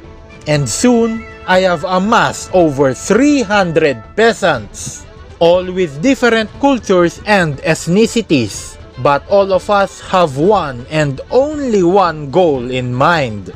And so we are ready to embark on a crusade to take back the city of Jerusalem. It was at this point I realized that marching all over the world with 300 unorganized peasants is not an ideal process. But we pushed on anyway. And then, we have arrived. On second thought, maybe 300 peasants isn't enough. They are going to get absolutely slaughtered. So I need a better plan.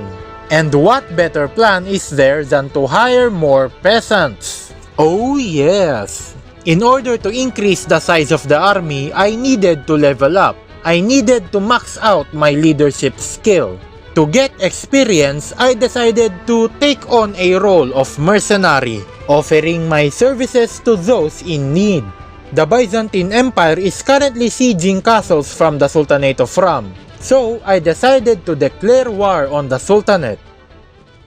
There it is. And now, I can help the Byzantines with their castle sieges. A port is under siege by the Byzantines. I went ahead and helped with the attack. Let's auto-fight, and just like that, we have captured the port. I got some much needed loot from that, but unfortunately no level up for now. Izmir appears to be under siege, so I will help with the castle defense. Let's auto fight, and yeah, this is an easy win. Alright, more loot, more prisoners, and finally a level up. 3 level ups, as I am now level 6. Put 3 points in charisma, and that is more than enough to max out the leadership skill.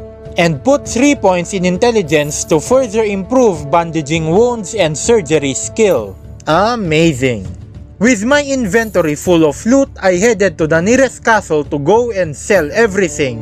Since I am now at war against the Sultanate, my business in Konya is no longer operational. But that's okay because I got a ton of gold from loot alone. I am now rich beyond measure. No longer am I a poor man. I am now a rich man.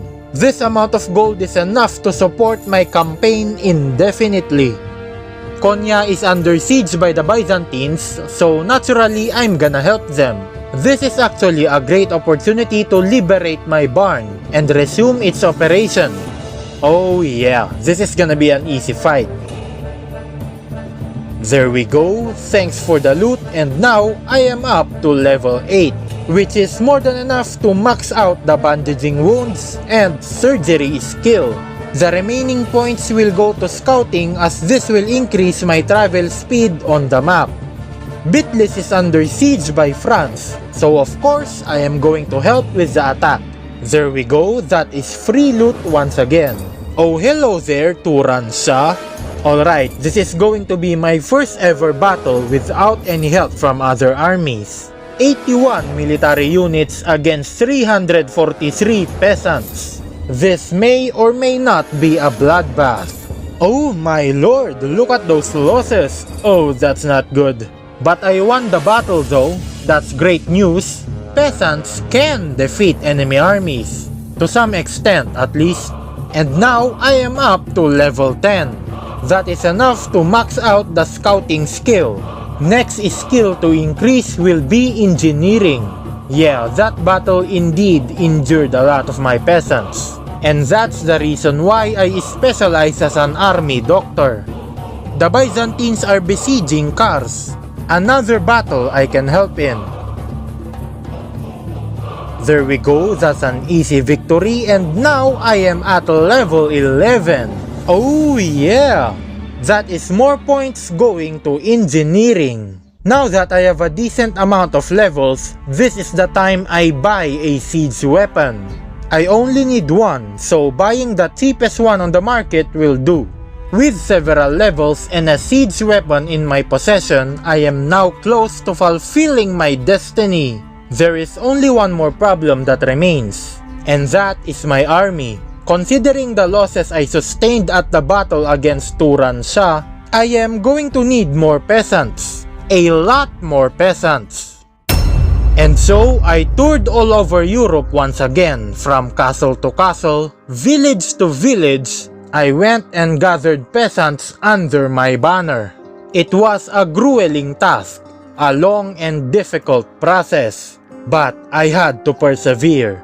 The Holy Land will be reclaimed by my army and my army alone.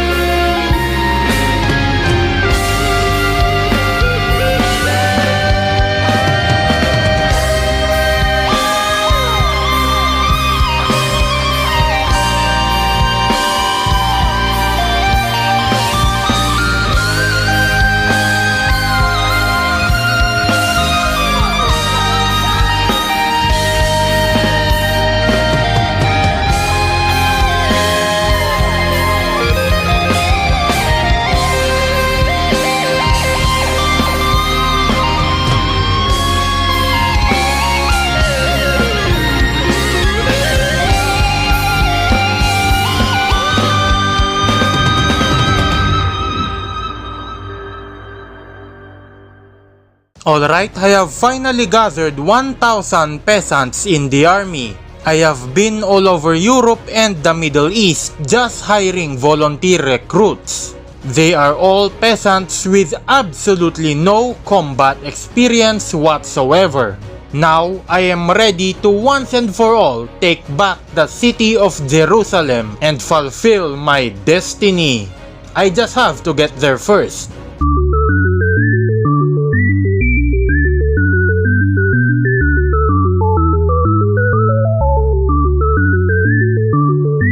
Okay, we are finally here at the gates of Jerusalem. The time has come. There's actually a lord in here. Maybe let's wait for him to leave first before we start the siege.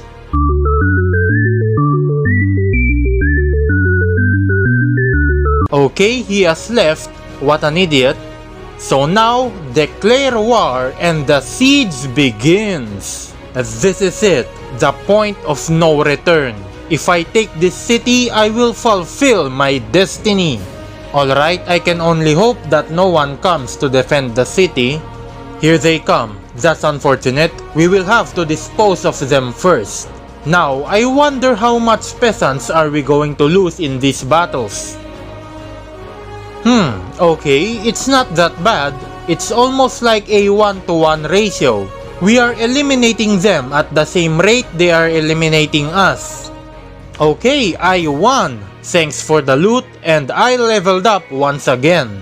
That is now enough to max out my engineering skill. Great! Here comes another one. Alright, that was easy. And the siege continues. I lost only 31 peasants from those battles. It's not that bad actually, but I still don't know if they can handle a siege attack. Alright, this is it, the final battle. 961 peasants versus 167 soldiers. The battle of a lifetime. This will absolutely go down in history books. Let's go. I'm gonna do just one for now. Oh my lord, we lost 9 peasants and they only lost 1. They lost 1 and it's a regular unit. Oh, this is gonna be a bloodbath. Oh lord, that's not looking good. That is not looking good at all. We have lost so many. Oh no, it's a massacre. It's an absolute slaughter. Alright, this is it. Down to the final stretch. 40 enemy soldiers against 278 peasants. I have come so far. I cannot afford to fail now.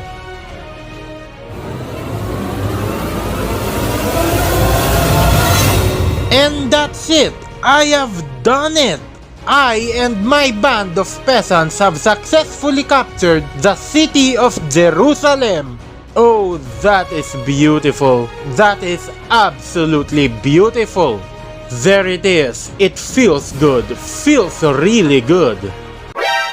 Uh-oh, that's not good. Okay, we made it. We are safe inside these castle walls. And there's nothing they can do about it. Okay, maybe they can do something about it. There is absolutely no way I can defend this city with a shattered army. I lost so much in that siege. Unfortunately, my moment of glory only lasted for a few in-game hours. But that's okay because I have already fulfilled my destiny. And so, ladies and gentlemen, I declare that this challenge is an absolute success. I had no idea if we were going to be successful in the first place, so the outcome was a genuine surprise. As always, I thank you all for watching and see you guys in the next one. Hello there, ladies and gentlemen, welcome back to Metal and Pork the Second. Today I am gonna go solo. Yes, that's right, no recruiting, no allies, and no help in battles whatsoever. Will I survive or will I suffer? Let's find out. Of course, you know it, I'm gonna be starting a new game. I will be playing on baby mode, and now ladies and gentlemen, I want you all to meet One Man Army. A very appropriate name for what he is going to be doing in this video.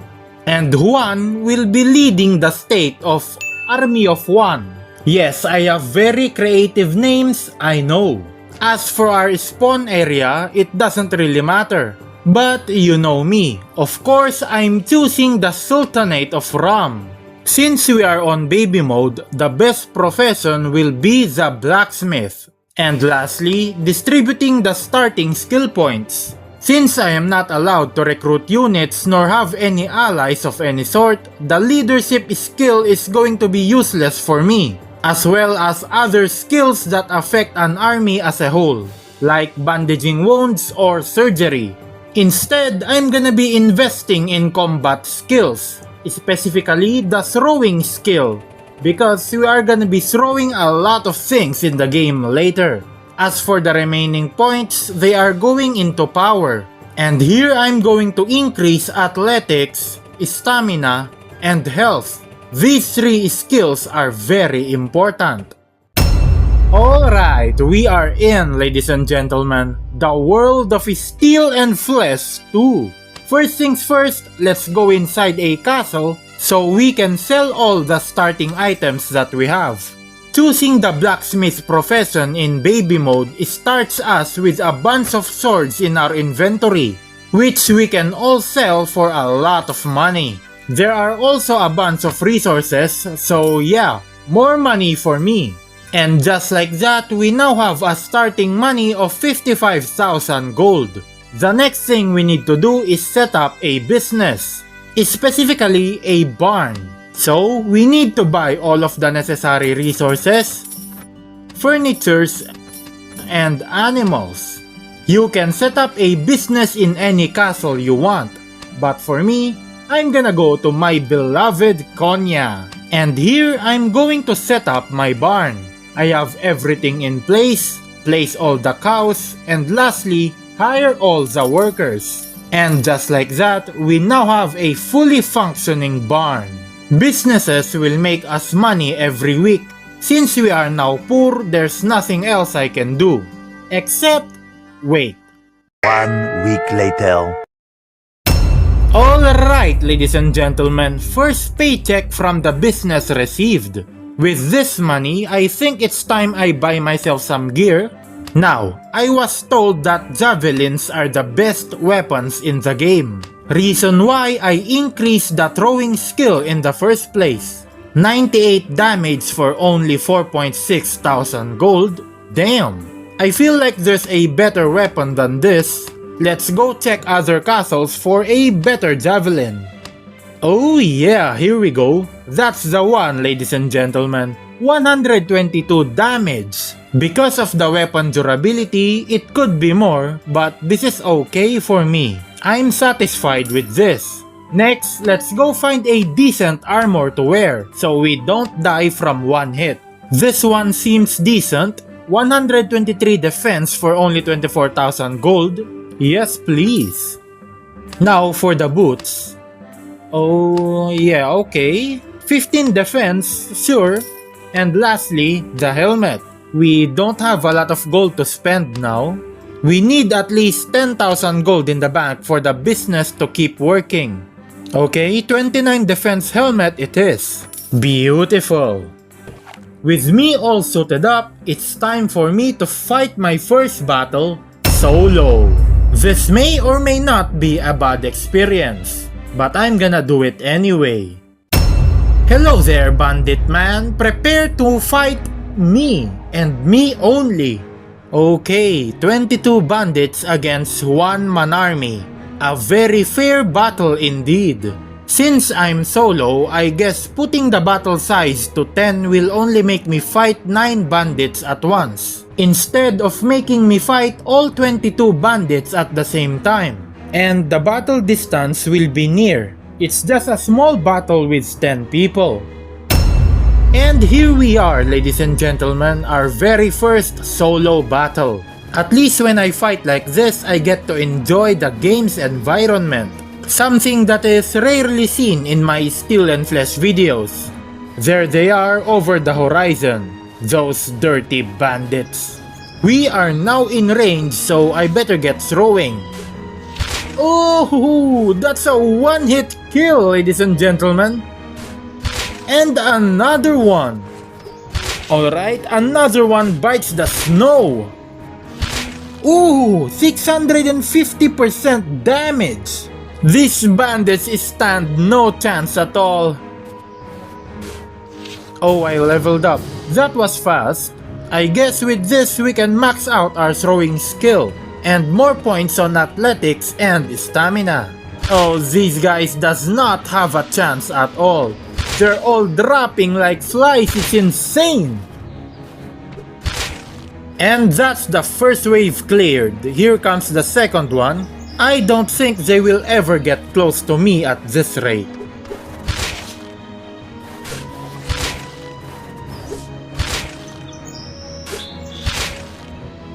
Oh, another level up.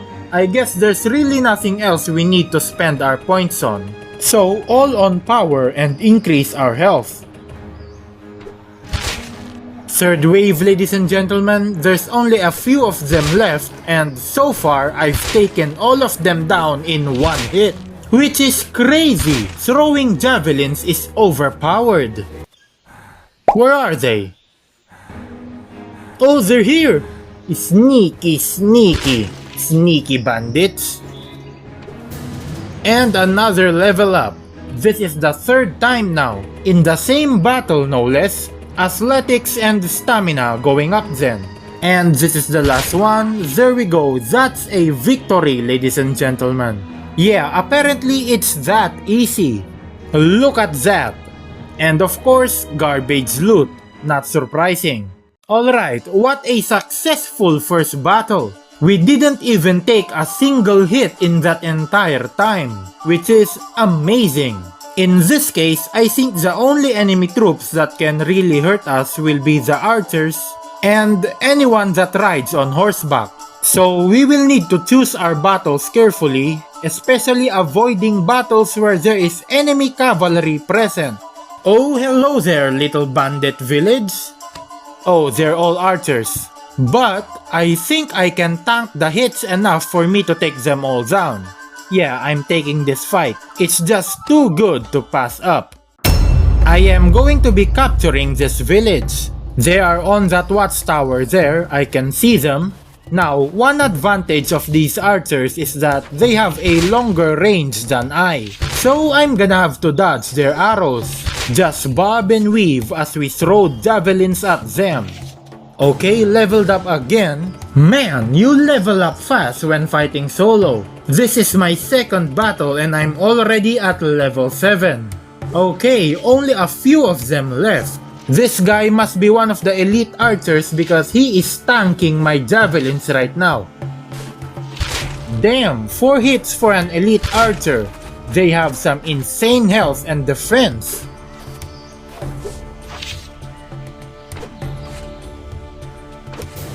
And another level up. That's the health maxed out. All that's left is athletics and stamina, which I will be maxing out in future level ups. Only 4 enemies left. I have to say this has gone surprisingly well.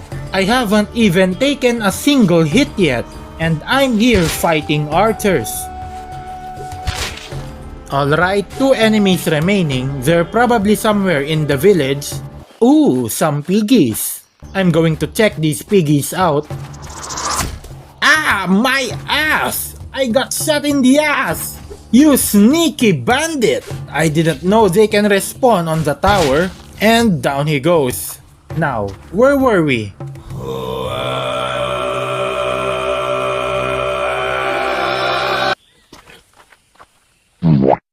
Okay, javelins just go through them.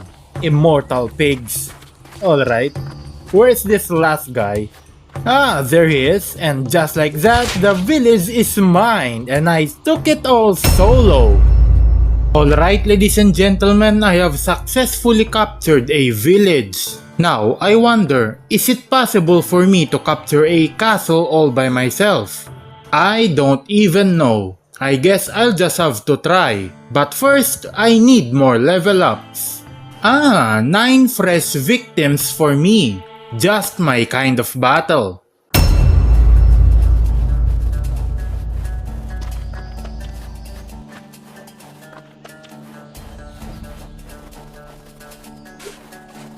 Okay, level 9 now, and that is the athletics maxed out.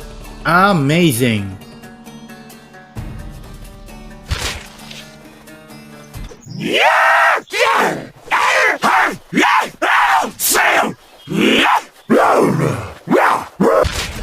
Okay, 5 javelins to the head to take that guy out. Absolutely ridiculous. Alright, I'm now level 10. That is the stamina maxed out. And with that, all needed combat skills have been maxed out. Next one is going to be the engineering skill.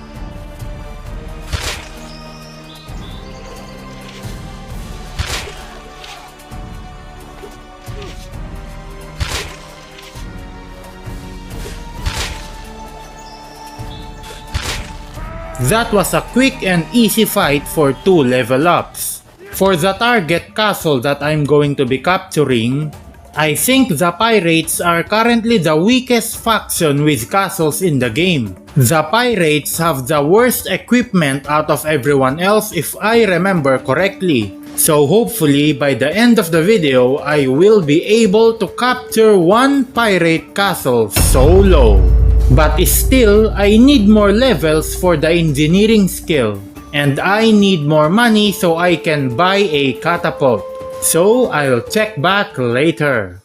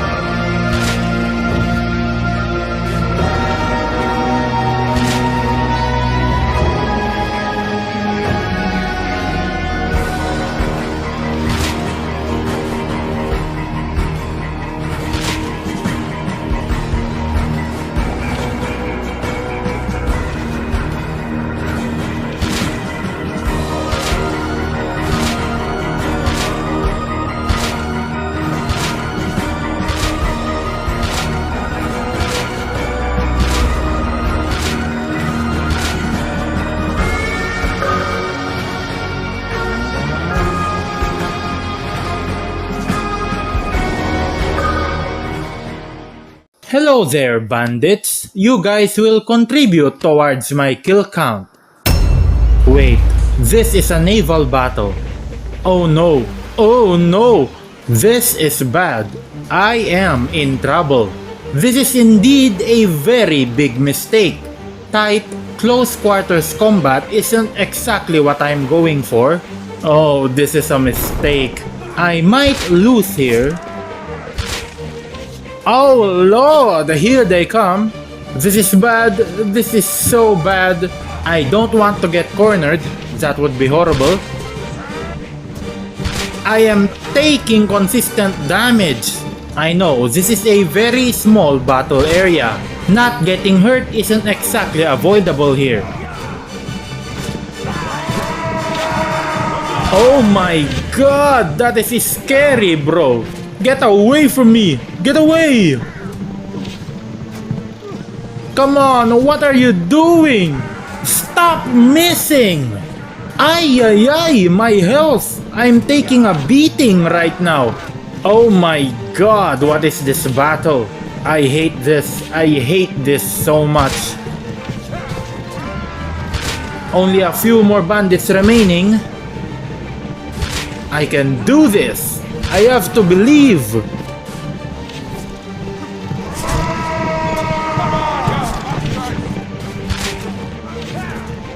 Okay, things are going my way now.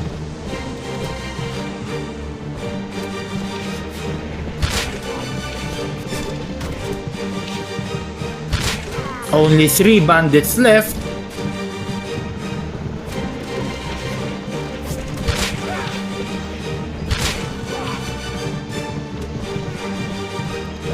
Last one and he's down. Wow, that was intense.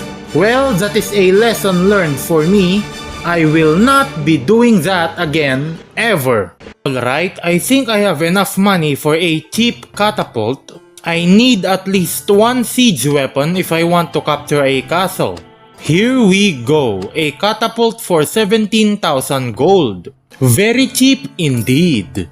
With a catapult in hand, it's time to go over to the pirates' territory and capture one of their castles. Specifically, Valdres, the castle with the least amount of defenders. Now, pray that no other pirate lords come to defend it. That would be very not good. Just a little more. Alright, here we go. 1-man army versus 53 pirates defending. It all comes down to this, ladies and gentlemen. Let's go. Here we go. Now, I don't know if there are any weapon emplacements like ballistas or catapults on the castle walls, but hopefully there aren't any. Getting one shot killed would not be a very good thing for me. There are going to be archers here in the towers. I need to take care of them first. There they are.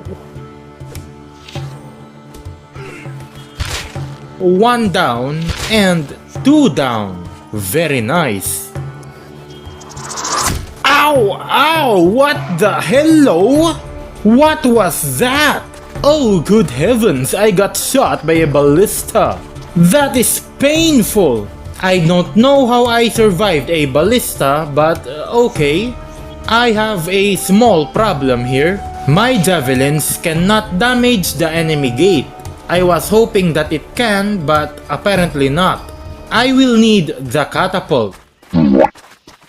Where is the catapult? Shouldn't the catapult spawn with me on the field at the start? Where is the catapult? Hello? Maybe it's back here at the camp. Nope, there's an invisible wall here. I can't go any further. Where is my catapult? Alright, let's try that again. Okay, where is my catapult? For some reason, the catapult just won't spawn. I tried restarting again and again, it just won't spawn. So unfortunately, I don't have anything to deal with the enemy gate. But maybe I'll find a different way inside. There's a small hill here on the side. Maybe I can climb this and jump over the wall. Come on, there we go. Just slowly climbing up. Okay, this is very steep, but yeah, sure. Okay, we can climb this. Alright, I'm now at the top. Now, there is no jump button by the way, so I'm hoping I can run fast enough over the wall and get inside the castle. Oh, so close! That was so close. Okay, where am I? Am I stuck? Am I just stuck here for all eternity? What the hell is this? Okay, let's try that again. Maybe I can find another way inside around the castle. Oh, there's another gate here. I can't damage that one too, unfortunately. I am now behind the castle and of course, there's nothing here. Back up the hill, I guess. Alright, I'm back on top of the hill and hopefully, this time I'll make it over. Nope, I still fall short. And now I am stuck again. I have tried everything I can to get inside the enemy castle, but the catapult just will not spawn no matter how many retries I do. And I cannot go over the wall. which honestly just sucks.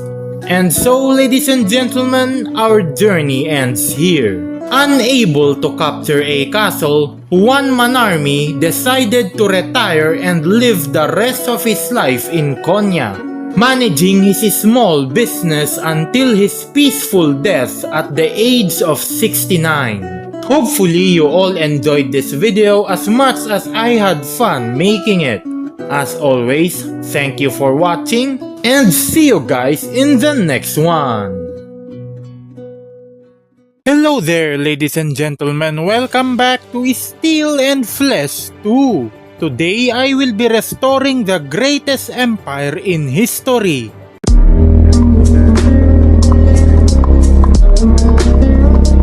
Oh yes, so sit back and relax because this is going to be quite the journey. I am going to be playing a new game, of course in baby mode. And now, ladies and gentlemen, I want you all to meet Basilius the Destroyer. Oh yes, he will earn that title soon enough because we will be helping him in his journey to becoming the Roman Emperor. We are gonna be spawning in the Byzantine Empire, which is very appropriate for this video. For our starting profession, of course, it will be the blacksmith. And finally, distributing our starting skill points. Put 2 points in charisma and increase the leadership skill. This will allow us to hire a good number of soldiers early on. And put the rest of the points on intelligence to increase both the surgery and bandaging wounds skill. These skills will help with the preservation of our troops after each and every battle. And we are in, ladies and gentlemen. Welcome to the world of Steel and Flesh 2. First things first, let's go inside a castle and sell all the items we started with. Choosing the blacksmith profession gives us a number of swords in the inventory, which we can sell for more starting money. And just like that, we now have 50,000 gold in the bank, which I will be using to begin recruiting an army. Of course, if you want to, you can use that gold to start a business. But for me, recruiting an army right off the bat will easily get me up to speed. Since I will be restoring the Roman Empire, there is a checklist that I must fulfill. First step will be joining the Byzantine Empire. Once I get enough soldiers, I can begin helping the empire with its military conquests. Alright, I am now completely broke and I have a decently sized army. Let's go find a Byzantine lord to see where the current emperor is. I need to talk to the emperor in order to join the Byzantine Empire. It looks like the emperor is near the port of Barca, wherever that is. Oh, that's all the way down here. Yeah, I'll just wait till the emperor returns home. In the meantime, let's begin helping the Byzantines with their battles. There we go. War declared against the HRE. And now I can join this battle. Yep, this is a very easy win indeed. Easy loot and easy prisoners. Very nice.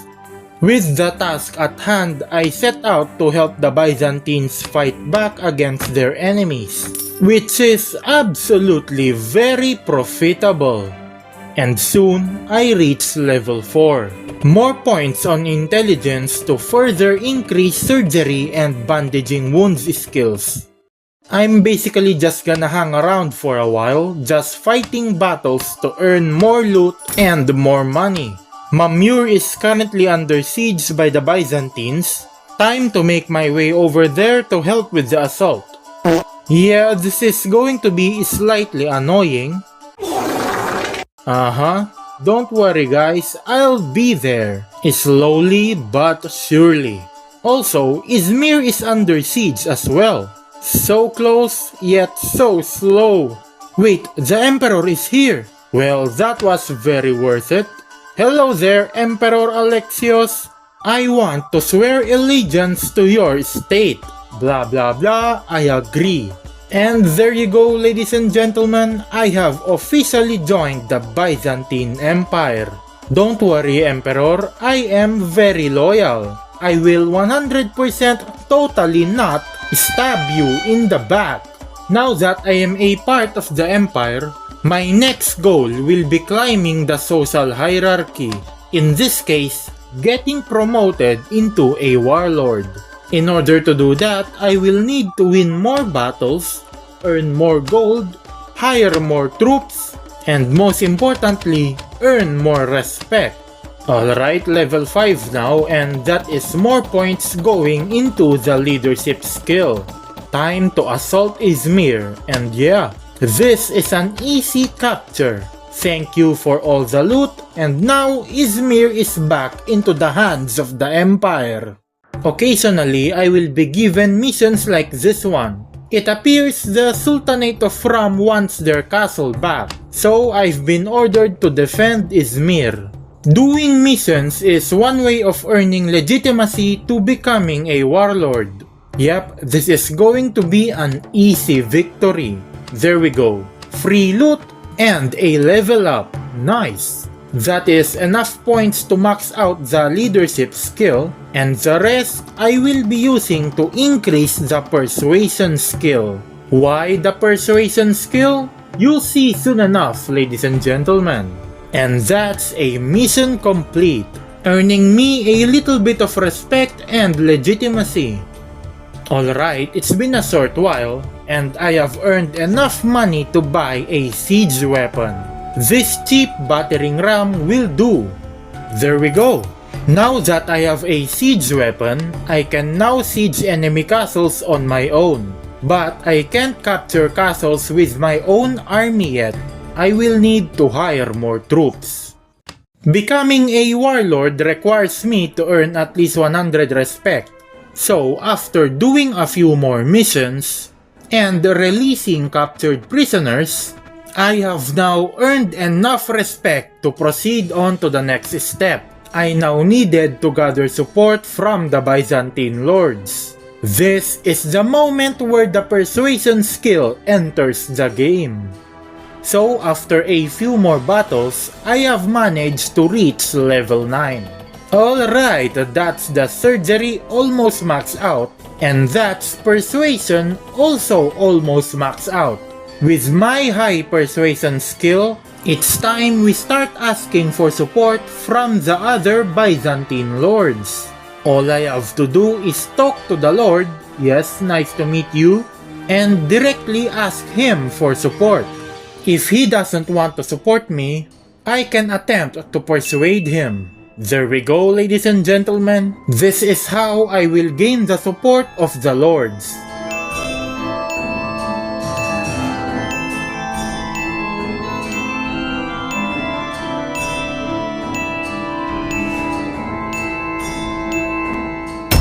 Alright, ladies and gentlemen, I have earned enough support and now it's time to become a warlord.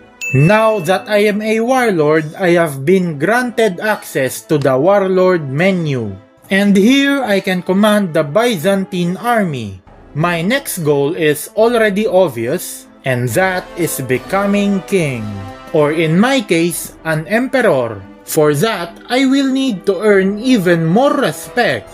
Luckily for me, respect is easily earned. All I literally have to do is release captured prisoners. There we go. After getting enough respect, all that remains is earning legitimacy to the throne, which is a friendly way of saying stabbing the current emperor in the back.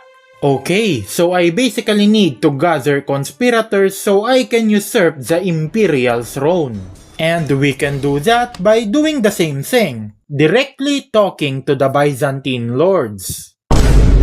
What in the pride parade is going on here? What is happening here? Hello Tatisius, support my desire to become emperor. Yes, he supports me. Hello Basil, how about you and I stab the emperor in the back 26 times? Well, you can't convince everyone, I guess. I respect your decision, Basil, but I will become the Emperor. And there's nothing you can do about it. To make this process a lot easier for myself, I can just order each and every Byzantine lord to my position instead of running around trying to look for them. There we go, and then command them to go to point.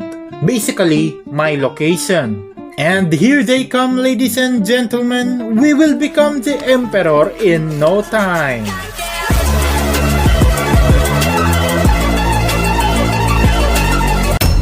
Here we go, ladies and gentlemen. This is it. I have gathered many conspirators, and it's time to usurp the imperial throne. Oh yeah! There it is! I now have the Byzantine crown! I have successfully become an emperor. Absolutely amazing! However, I am not done yet. At this point in history, the Byzantine Empire is already declining. So, for my ultimate goal, I will restore the old imperial borders back into Roman hands. Here begins an age of unstoppable conquest.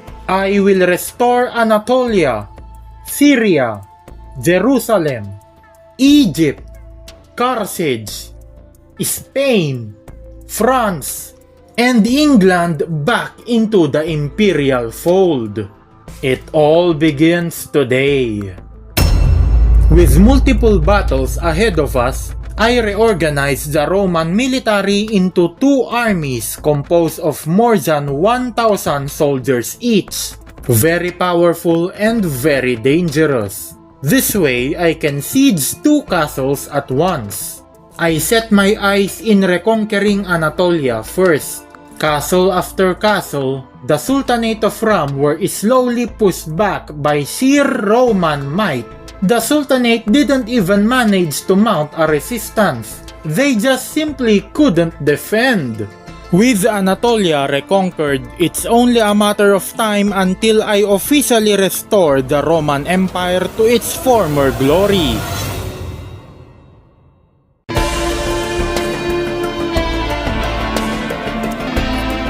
That's Syria conquered. Syria is once again part of the Roman Empire.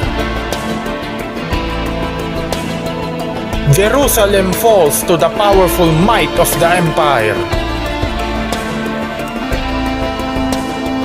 Carthage successfully reconquered. France is next. France capitulates. Glory to the Roman Empire. Spain is once again brought into the imperial fold. England caves in under the weight of the Roman Empire.